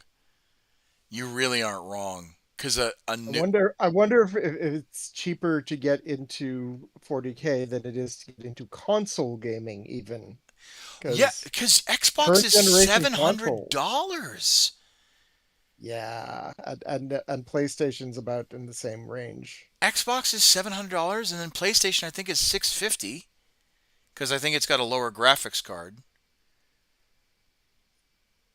So unless you're like going with a Nintendo Switch, and even those are like what, 400 now, I Yeah, think, yeah. Nintendo 500. the Nintendo Switch The 2 second is, yeah, the the second one second is, generation Switch has got a lot pricier. yeah. But you have a monthly subscription online. Yeah, I know. That's the other thing. It's crazy. It's crazy. And that's what's really wild about this. It's like I was talking to one of my buddies, and I was like, I really want people to get into Warhammer, but it's so fucking expensive to get a single. I mean, you all just saw the math that we did. I mean, we didn't like write it out on a whiteboard, but we did the calculations. Um, for you to get an 1,000 point guard army, you spend $534, and that's just the plastic. That's not including the paints, the books, and everything else. Um, I mean, a current Tau army right now is the Tau army that we just calculated in for is 270 and $55 £55 70 um 75 pence. That's crazy. That's a lot of cash. That's a crazy amount of cash. Um, Especially if you're living in the UK these days. yeah, I know. So it's wild how like we argue about value in 40K. We argue about affordability. And yes, people can point to other things like consoles, like PC gaming, like or anything else and say, "Well, it's just as expensive." I know it's just as expensive. It shouldn't have to be. Remember when people could have multiple hobbies? I know. I know. Um, so in my mind, right? This is what I'm, you know, after we've reviewed the Armageddon box set and we've talked about the tightening of the rules and whatnot, I was hoping to talk to Lore with all the new guys that really wanted to join in the chat, but it's just us right now. Um, so I guess we just won't talk Lore, unfortunately. Um,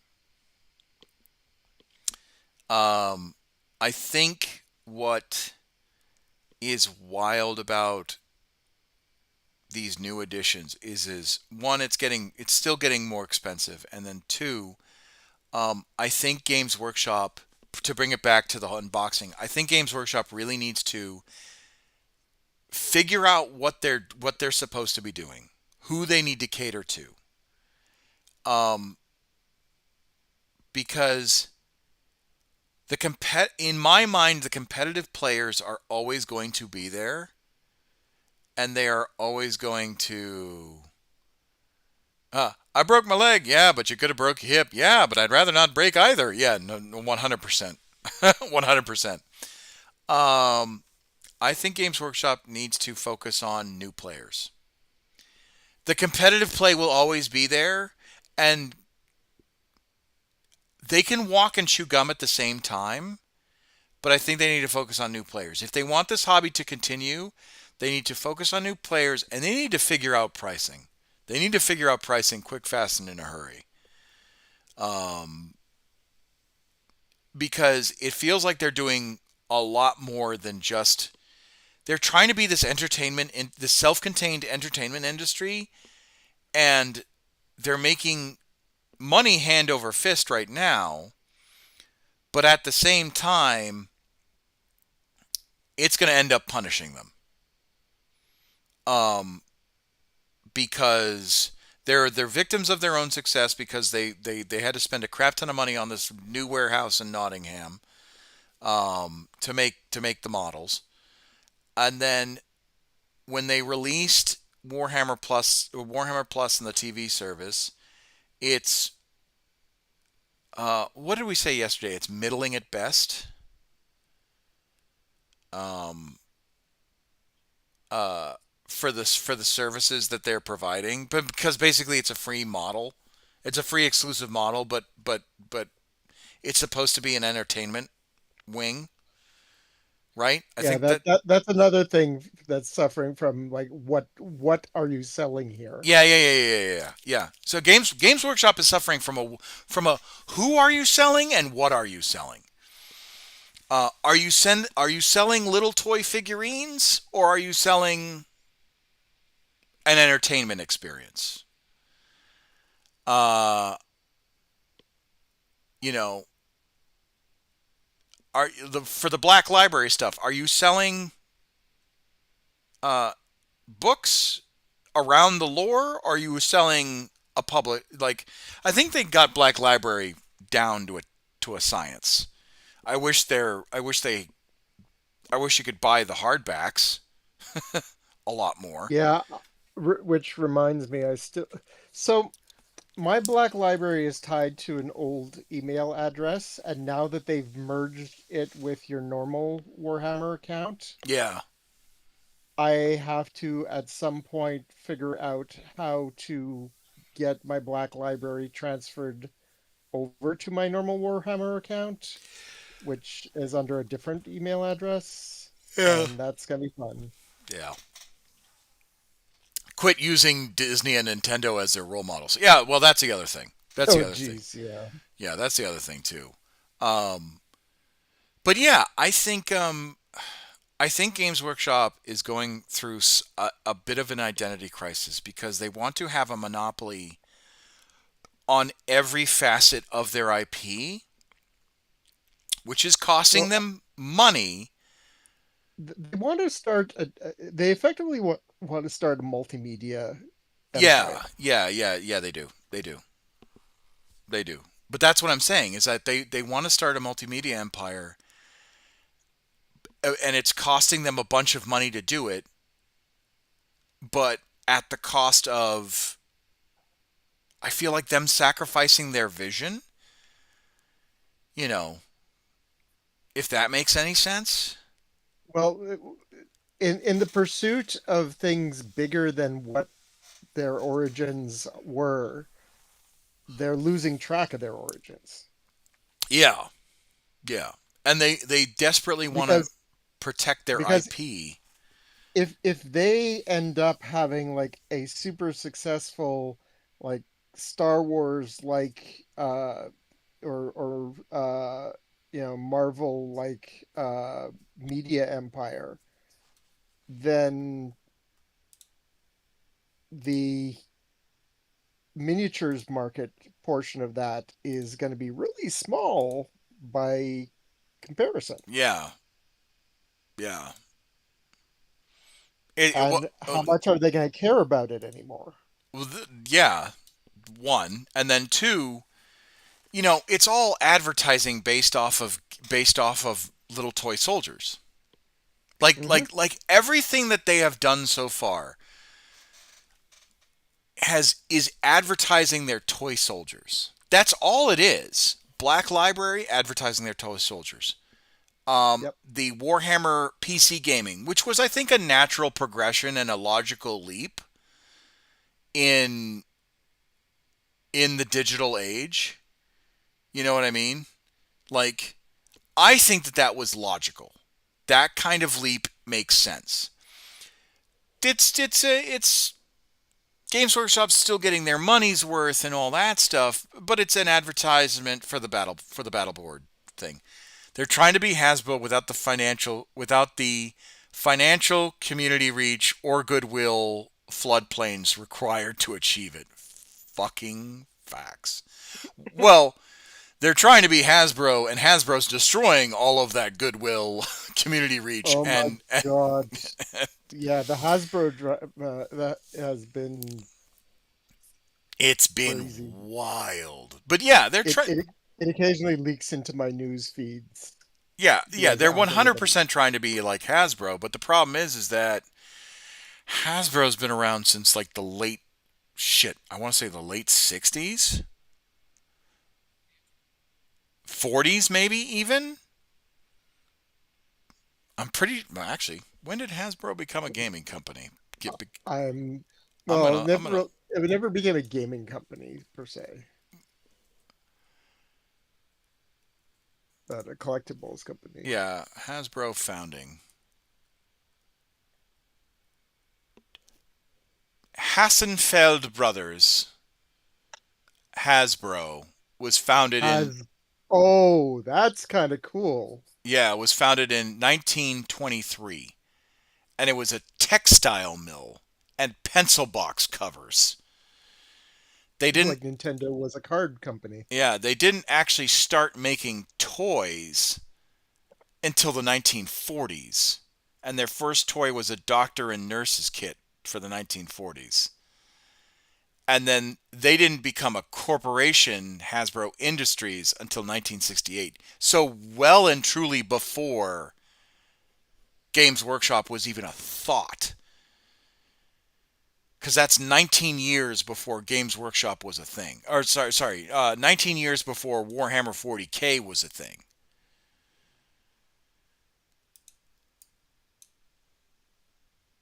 And then 40 years before Warhammer Fantasy was a thing, 1944.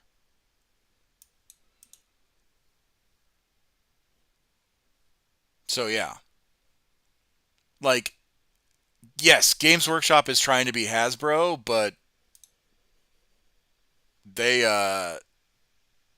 yeah, they don't have the history.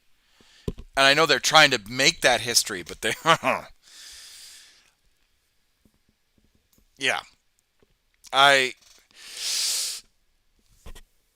I don't know. And at some point I think their product's going to be too expensive. It's already pretty expensive for Well, the problem is the standardized bundles of goods and services, which defines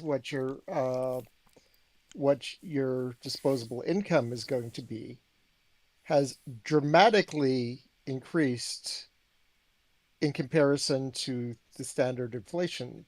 yeah. Yeah. So you're spending a larger portion of your income on just the basics these days. Yeah. And anyway, so that's the end of this unboxing video, and now we're just getting into socio-political stuff. But yeah, Absolutely. as we always seem to do, I like streaming. I like these kind of like what's it called, streams of. Now we're unboxing the state of the world. It's the state of the world as we We know know it, it, and and I I feel feel fine. fine. Yeah, no. So, Just some uh, definitions of fun. uh, but yeah, I honestly, I think this is getting back to now that we're back on topic. I think that this was a base run. It wasn't a home run. It was a base run hit. I think Games Workshop needs to reprioritize new players and make it cheaper. Or if they're going to ask $295 every edition, um, have everything in the box to make the game viable. You know, to make it viable for the game, right? And or do what Demon Slayer was saying, which is either do coupons or do a trial run of the codex when it gets released, or whatever the case is, so that people can actually play the game with the two combat patrols that are in the box. Yep. And And that's another thing. The Combat Patrol rule book, that is a separate thing that wasn't in the box. yeah, I should know because mine's coming in the mail on Monday. yeah,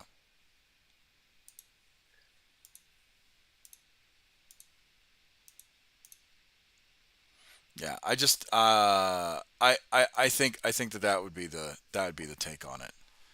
Um, but I don't know what else to talk about. What do you guys think now that we're back at the end of it? Well, All I I know, I think I think I'm cautiously optimistic for 11th. I think it looks like it could be a fun addition. I think that they've cleaned up a lot of the rules were that were causing some issues. They've introduced some cool new mechanics that I think are going to make the games a little more thematic, and a little bit more fun to play. Um, I think it might be they might have amped up the complexity a little bit. There's still a lot of pain points, not the least of which are the financial ones, which we have all discussed. The 3-year churn is not great for anyone's Yeah, budget, yeah.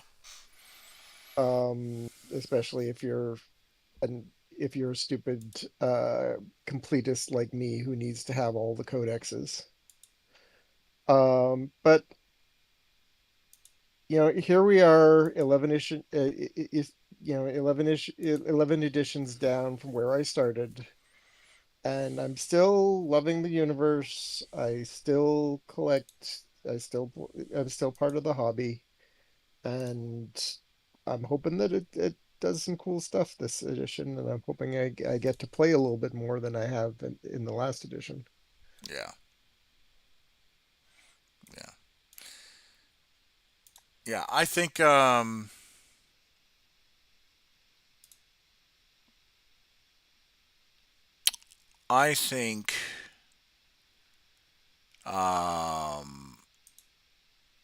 the as an addition, I think the game is on a good path. It's going to be a drastically changing, but bound to happen when you have a new head designer. Well, if you want to use the app to view your opponent's army rules, you have to own all the codexes. Yeah, I know. Oh God, it's such a. See, Oh, this is something, and I haven't been able to confirm it yet, but supposedly there's something in the app that lets you scan a code or something on your opponent's phone, uh, that will give you temporary access to the codex that they're using for the battle that you're fighting against them if they have access to it. And if that is true, that's a big deal. yeah. I mean that could be really cool. That could be incredibly cool.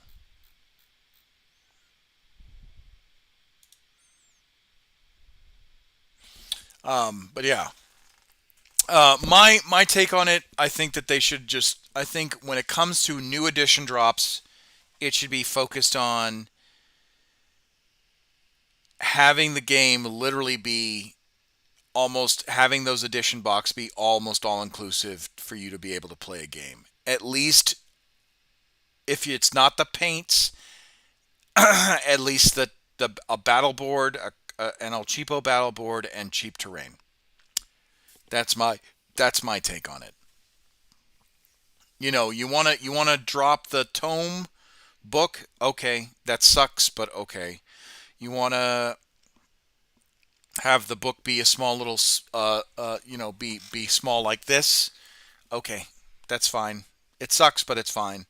Um, but you should have everything in there: dice, measuring sticks, terrain, and uh, cheap cardboard terrain, and then cheap cardboard battle board. That way you could have it.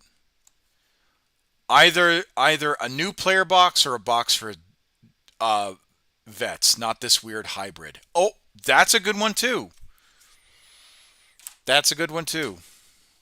And you wouldn't necessarily need to print a whole lot of new box for vets. I mean, yeah, you get into the whole FOMO thing, but um, cater to the new players because that's where you're making the most amount of money. But yeah. All right. It is almost midnight. Do we want to talk about anything else before signing off? Is there a burning desire to chat about anything else? I think this was a good video, Yeah, a good I think unboxing. I think it has been a good unboxing and a good sort of discussion on where the future of the game is going. Yeah, yeah. Um, and I think I'm all talked out at this point. Okay, all right. Hey, Demon Slayer, you Um, got any parting shots of wisdom or anything you want to chat about?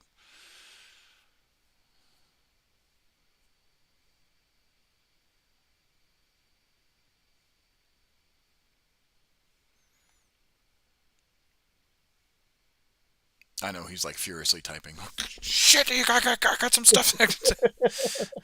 Nah, my brain's tired. It's 3 a.m. here. Okay, all right. Well, that's definitely a sign to end the times. All right. Well, thank you everyone for joining me for the unboxing. I hope this video actually is popular. I really do hope.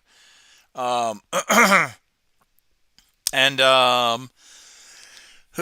I hope everyone enjoyed the unboxing. I know unboxing videos aren't supposed to take fucking almost 4 hours of just chatting. Uh, East Coast represent. well, we should have had unboxing 11th edition box and chat, or and Yeah, yapping, yeah, and as yapping. Yeah, as the streamers seem to like calling it. But but I do like being able to talk about the new edition, the hype for it, and then be able to get into it. Now, I'm not going to be able to stream tomorrow. Uh, I will be able to stream probably Friday, Hold on, let me actually take a look. Um, so Saturday is the 4th. I will not. I don't know if I will stream late that night. I will stream That's Friday a night. holiday for you. It is a holiday. It is the 250th holiday of the United Big one. States of America. It is a big one. It is a big one. I think we are off Monday, so I may stream Monday. Um, or Sunday night into Monday. I don't know if the girls will be. I think they'll be off too. Uh, I don't know if Friday's a family day, so it's going to be a bit of a toss up. But anyway, I might do some more Dark Tide, but I also might get back into painting because I do want to send out these gifts at some point. I started back in December and thinking I was going to be done with these in like February, and boy howdy May- was I wrong. Maybe you should send them out incrementally. Yeah. Yeah, I should probably send them out incrementally. But anyway, thank you everybody for joining me. My name is Commissar Hecht. I'll see you guys in the next episode. Um, if you like what you see, uh, make sure that you like, comment, subscribe, and and again, if you want a model that's a representation and all that stuff, please let me know. But you have to be active in the Discord. Like you got to be active in the Discord. You got to be active in the stream. Like I'm not just giving random people, oh, I've been a member since forever. Well, where the hell have you been? I appreciate you, but I kind of need to see some proof. Um, and I'll talk to you guys later. So join Facebook, join YouTube, join Twitch, join Kick. Although I might get rid of Kick because the only thing that ends up happening are bots. Um, join the Discord, my Twitter account, my Blue Sky, all that stuff, and I'll see you guys in the next episode. And I hope you guys enjoyed this unboxing and this yap session, and I'll see you guys in the next episode. Bye bye.